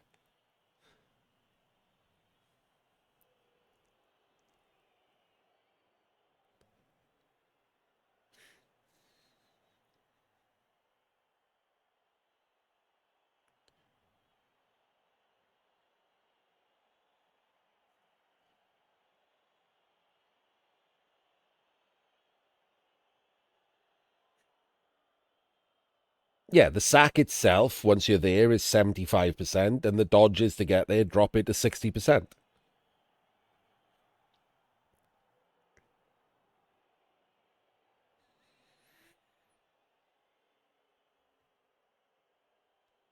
So this was a 60% sack.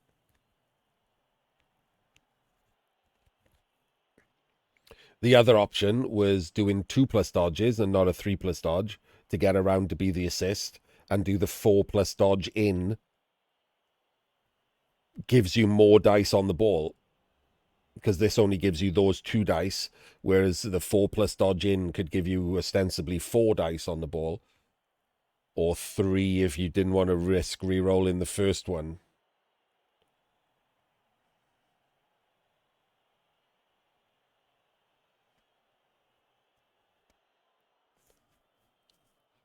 And I don't know how to work that out in my head. And like I said, that's why. Because none of us study this enough to be that level of player. That level of player could exist. It just doesn't, because there's no reason for that level of player to exist. Because there's no money in Blood Bowl. This does look fine. It is fine.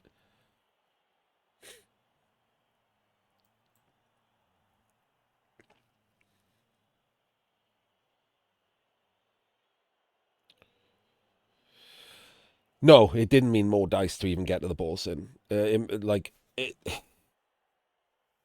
was slightly harder to hit the ball, but then slightly better to sack the ball, so they even out, right?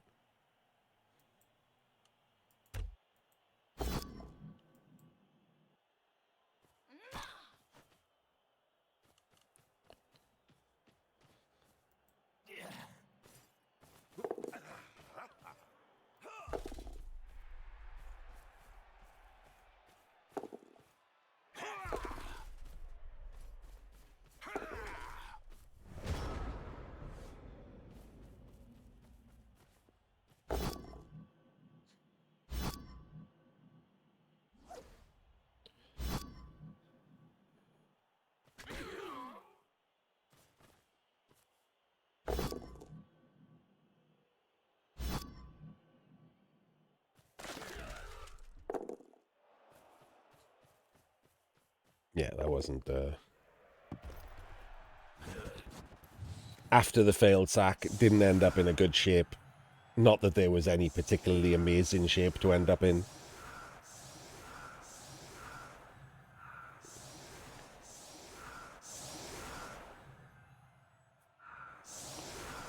This isn't doable.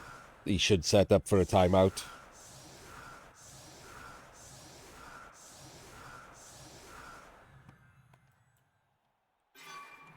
And it wouldn't have mattered because it's a blitz. This isn't doable. Why are we even setting up like this?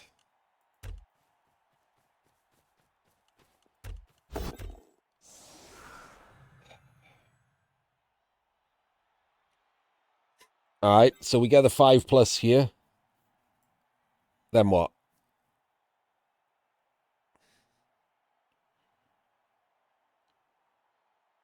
Do we have to come back? 1, 2, 3, 4, 5, 6, 7. We have to come back to there.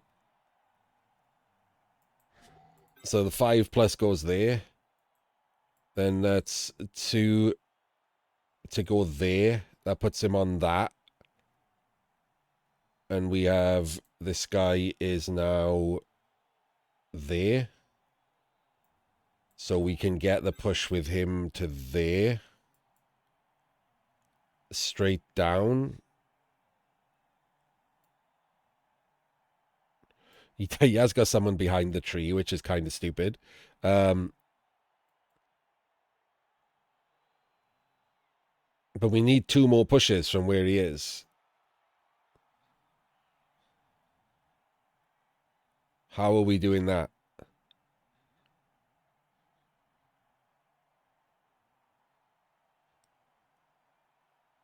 Like, once we end up with him there and this guy there, how are we getting... Are we dodging players into these squares?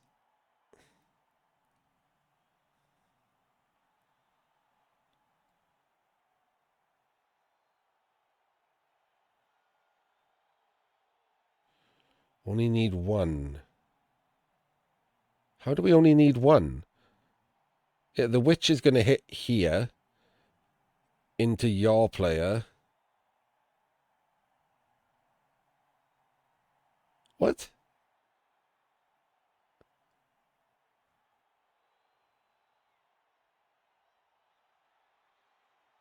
I'm a little confused. I think I'm doing it wrong. The witch isn't taking the block?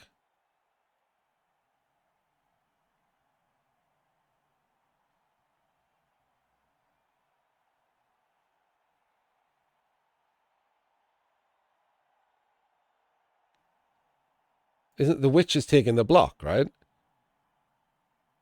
So blocking him into this guy has to chain into one of these 3 empty squares.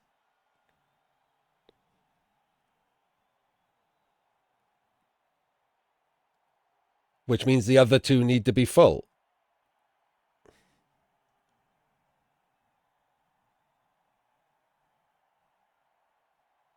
Sure, but the other 2 need to be full, right?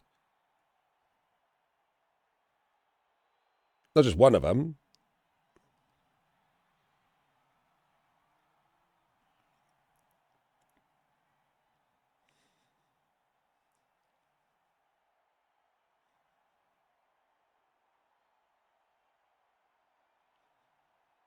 Once you take this block into the blitzer, he goes into one of the squares. Right, so it's not a 3+ then, is it? It's... You have to get this guy round there.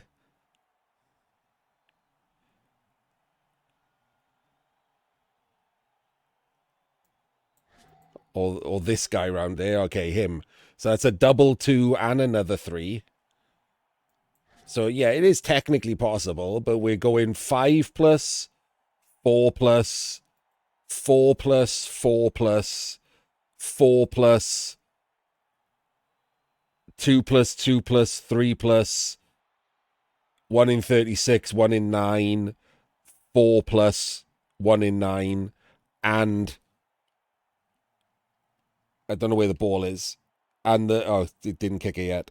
And then we have to pick up and pass to the ball, who's almost certainly going to be in a tackle zone. And then 3+, 3+, 2+, 2+, 2+. So technically possible, sure. I know you didn't say it was easy, but I've got to think that if you work that out, it's going to be at the least very low single digits, which to me means the timeout is more likely. because that's a 1 in 9. Wait, is a timeout? What's a timeout on the kickoff table? Did I just get that wrong? It's not a 1 in 9. That's quick snap. What's a timeout? Yeah, but like the timeout, 1 in 12. Thank you. So 1 in 12. So wait, 1 in 18? Oh, if it's 1 in 18, this might be about the same then. Yeah, that's why I keep getting them mixed up. 1 in 9 is quick snap. 1 in 12 is blitz. 1 in 18 is timeout. Okay. Oh, that does change things.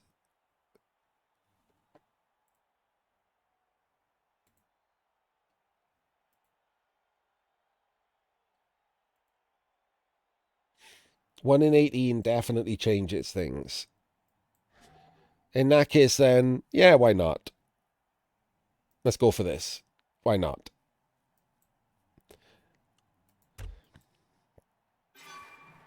I mean, there is this problem, right?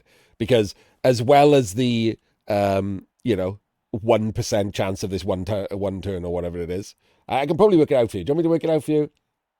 Let's start. We start with a 5+. And then we need a 2 dice block with pushes. So that's 2 successes. So we need 2 of those. Oh, we need a 1 in 36 dodge as well. My bad. New player. Right. Then we need a 2 dice block with 2 successes.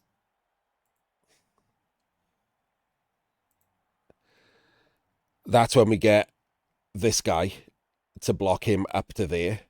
Now we need a 1 in 36 and a 1 in 9. Wait, hang on. The player is there. It's not. Oh yeah, you can dodge into there. It's not a 3+. You can't move the player by the tree until you've taken this block.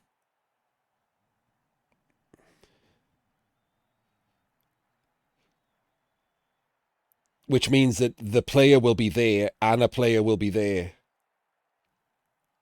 Oh, wait, no, he can go through there. No, he can't. Hang on. No, it's not harder. It's the same. So he was there. The player will be there. It doesn't matter. You've only got to fill this square. Because you can fill the other one there. You can fill them 2 instead. So that's still a 1 in 9. Okay, so it's still a 1 in 9. We're okay. Everyone calm down. We're okay.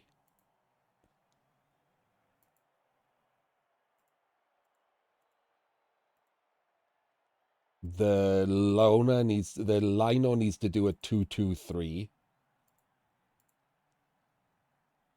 And then the witch needs to do a 2 dice block with 2 successes and a 2 dice block with 4 successes.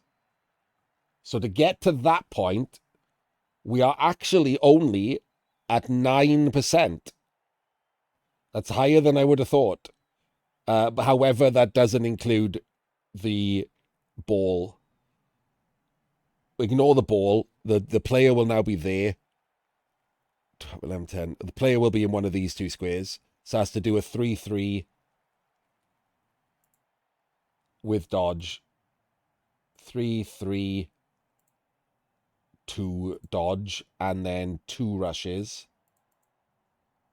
So we're down at 5%, not including getting him the ball. The ball is almost certainly going to crush that percentage.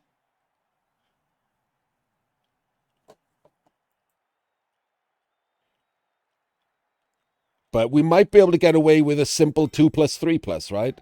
A generous one is 2+3+. If it's in this area, we can pick up the ball and do a handoff right now.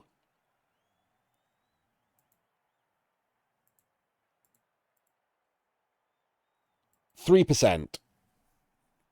With a reasonable kick, it's 3%.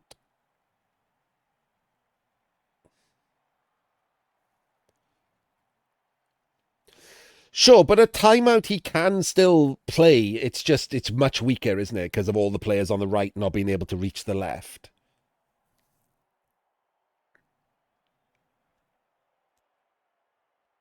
You can still play a timeout from this position.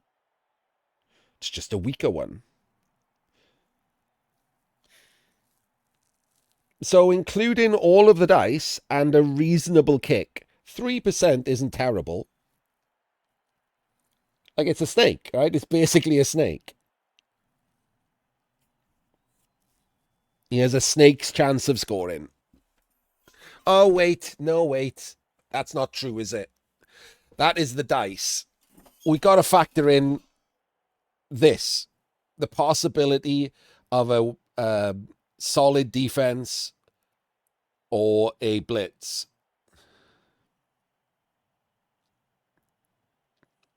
Which is kind of obnoxious.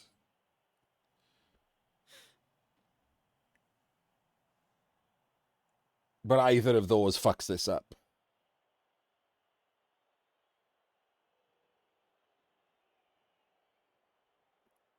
Yes.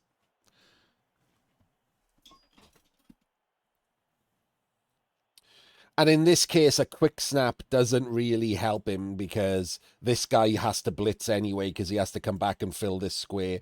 Unless the kick is reasonable, and then this guy can do the handoff from this square, and we can save our blitz for something else.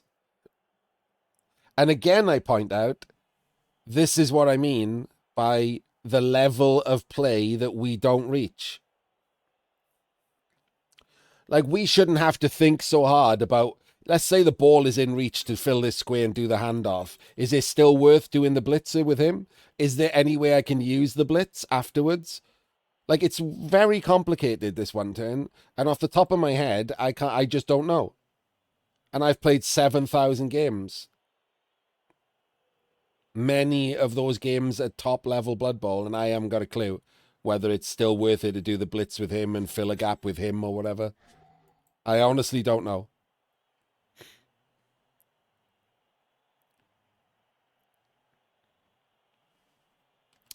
Do you know what's sad, Slim? This was not even a dice-in. In fact, if anything, props to Page because he did a proper one turn and it worked.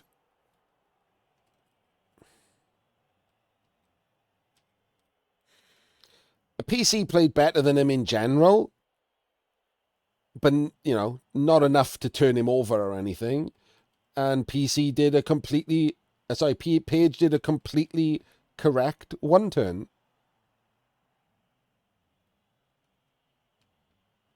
And his worked, and this doesn't because he got blitzed on.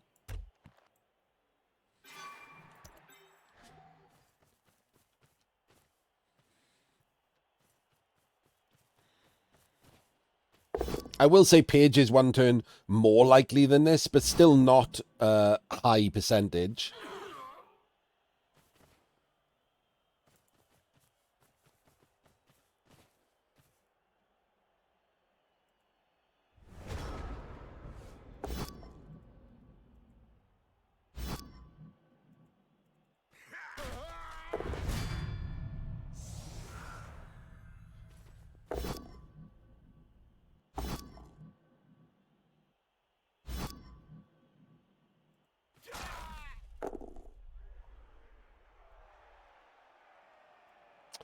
And there we go. For the YouTubers, I hope you enjoyed the half an hour of talking about tiers of Blood Bowl players in the middle. If you didn't, sorry about that. But luckily for you, you're watching on a format where you can just fast forward. The people I held hostage in my Twitch chat had no choice but to listen to us wibble.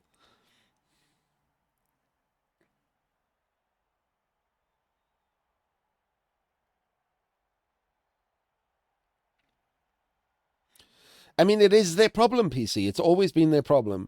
We keep saying, I'll leave this in the VOD because I think it's interesting. We keep saying that Dark Elves have a high win rate in tabletop, but tabletop stats are not as meaningful as people think because tabletop players are worse and agility teams are better against worse players.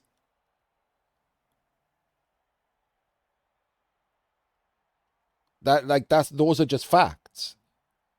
Agility teams are just the noob stomping teams. And the worse your opponents are, the better agility teams are. So if you're playing in a lower skill pool, agility teams get a boost. Even if they're not that great at agility teams, they still get a boost. And then when they find themselves in a higher skill pool, they find themselves having problems for the reasons that you said. Like they don't have a good way to take the ball off someone who's good.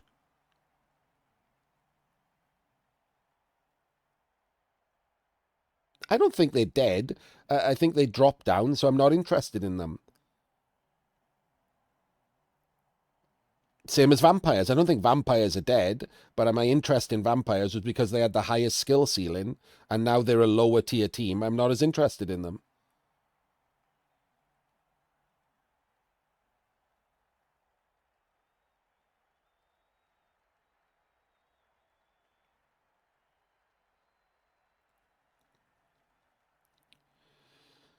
As far as agility teams go, or agility based teams, even though it's not particularly agility play, consider me a high elf main.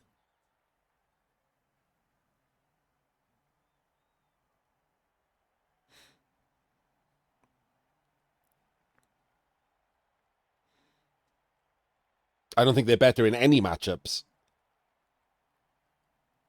I don't think they're better against snotlings. I would still rather 3 dice them with block than stand there after stabbing with an armor 7 not blodge piece.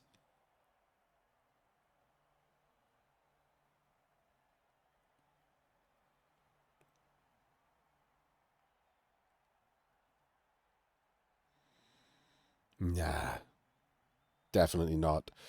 I would replace those 2 assassins with blodge blitzers in every single scenario.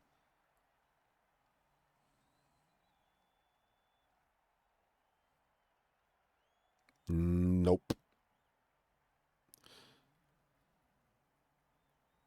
Too easy to knock down, too easy to hurt.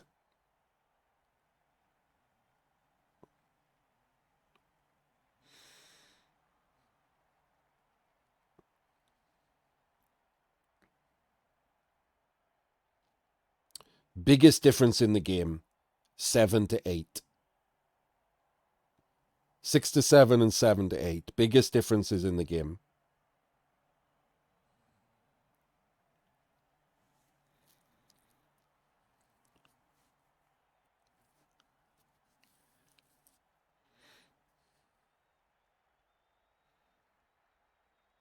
Yeah, darker with Undead and Old World Alliance come in with Mighty Blow Tackle. And teams that you don't expect, like dwarves might still play, right? And they'll still come with Mighty Blow Tackle sometimes. They won't always come with guard. Someone will be a banger.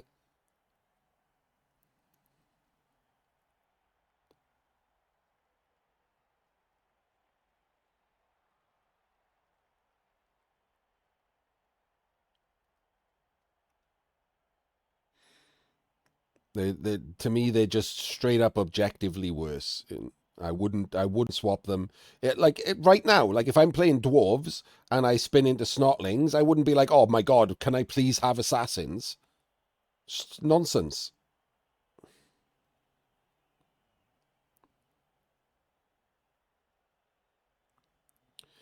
The problem with humans, Tempest, in general, not in like whatever weird poverty bowl some of these end up in. In general, humans and rats have now become teams that need a star player, I think, to be viable. Poverty Bowl might help them out, but in general, I think they need a star player. But you can't put them down with the stunties in the star player tier because then they get a star player and like 9 skills and loads of extra gold. Like the point is they've got extra gold. Humans and rats get extra gold because once they've bought their whole team, they've got gold left over. Enough to buy a star player. But a lot of the tabletop packages mean they're not allowed to have a star player. Humans with a star player and rats with a star player are definitely viable teams. So I genuinely think this is the time for tabletop to move forward into like grid-based tiering, so that you have the ability to give like rats and humans star player access without giving them extra skills and gold, because they can already afford the star player and you don't want them to have extra skills. And it would make more teams viable. It would make more of the teams that got nerfed viable. Grid tiering. And for example, vampires, right? Vampires now need extra gold, but you don't want them to have extra skills.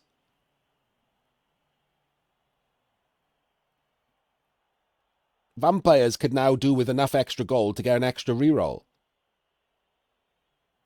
But you don't want them to have extra skills. Because of their new 3+ hypno, they could do with an extra reroll. But you don't want to give them extra skills to have more shit. That's crazy. That would make them too strong again. And regular tiering means you can't do that. You can't give them just extra gold. And you don't want to take away from the skills. You don't want to be like, hey, you can have extra gold if you give up your skills. Vampires have the right amount of skills.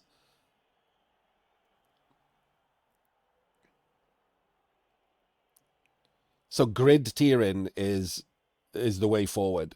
But tabletop are like 30 years behind everything, aren't they? So, I mean, we still can't follow tabletop games properly. The NAF website is from 1992. Like, it feels like saying the way forward and tabletop is never going to be like something that happens. I mean, even now, the second Euro Bowl in a row to do Poverty Bowl is embarrassingly shit.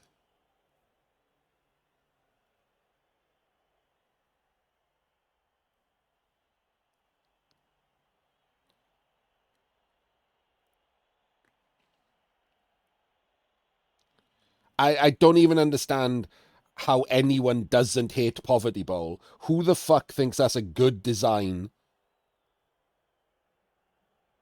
It is genuinely one of the golden rules in game design. Poverty Bowl, Wintergreen, is where you make everyone worse.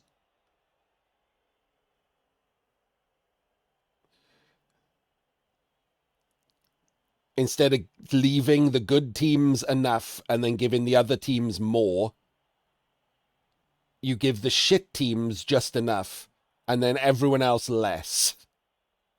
It's literally a golden rule in game design. To balance things, you buff the shit things, you don't nerf the good things. If you nerf the good things, you just create all shit things. And yet, that's more even, but no one likes it because everything's shit.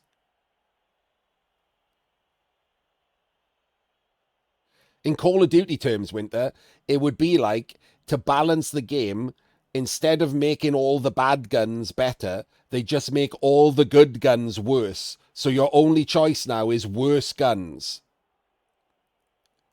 It achieves the same end goal of more even playing field, but everyone is less happy.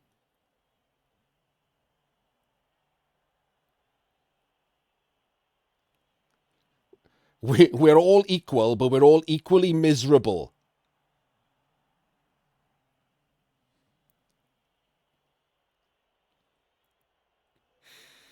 Yes, I mean, I don't believe that it's the right way anyway for objective terms, but in general, just for balance in terms, what I said is correct. I think Blood Bowl that has less skills and less stuff is more RNG reliant, or is more affected by RNG, so is more likely to come up with a player or the winners that are less skill based. The better players will still do better, as they will do in every format, but it just makes all of the individual games slightly more RNG based. No one wants that. No one should want that in a competitive environment.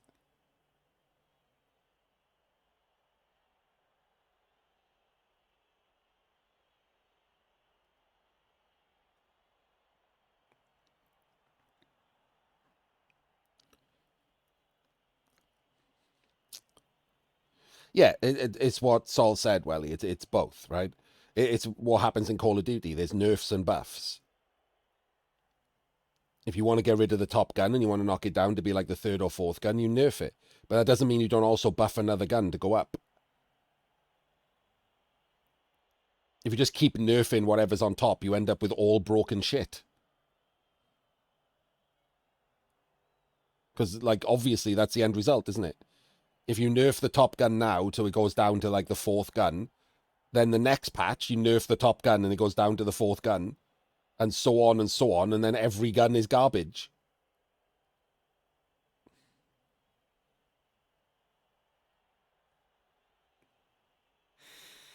Yeah, I've seen real good players, like, argue that, oh, well, it makes turn ordering more important. And it's like, yes, it does. But it also makes RNG more important. It doesn't matter how good my turn ordering is with 3 block lizards. If I roll a lot of 1 in 9s, I can't survive it.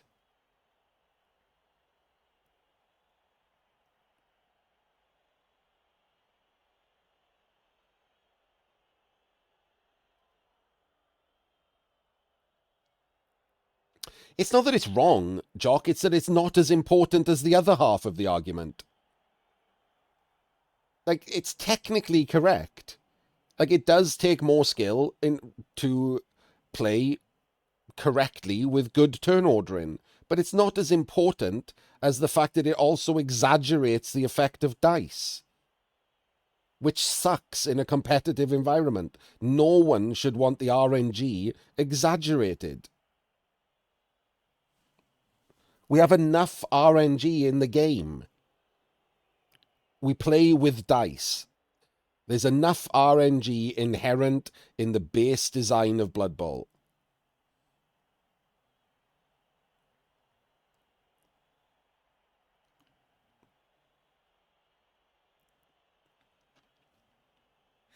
Anyway, that's where I will end this VOD. 2 interesting discussions for you. And a load of people on YouTube won't get to see them because at some point they will have stopped watching PC versus MrPage. We'll see you in the next game.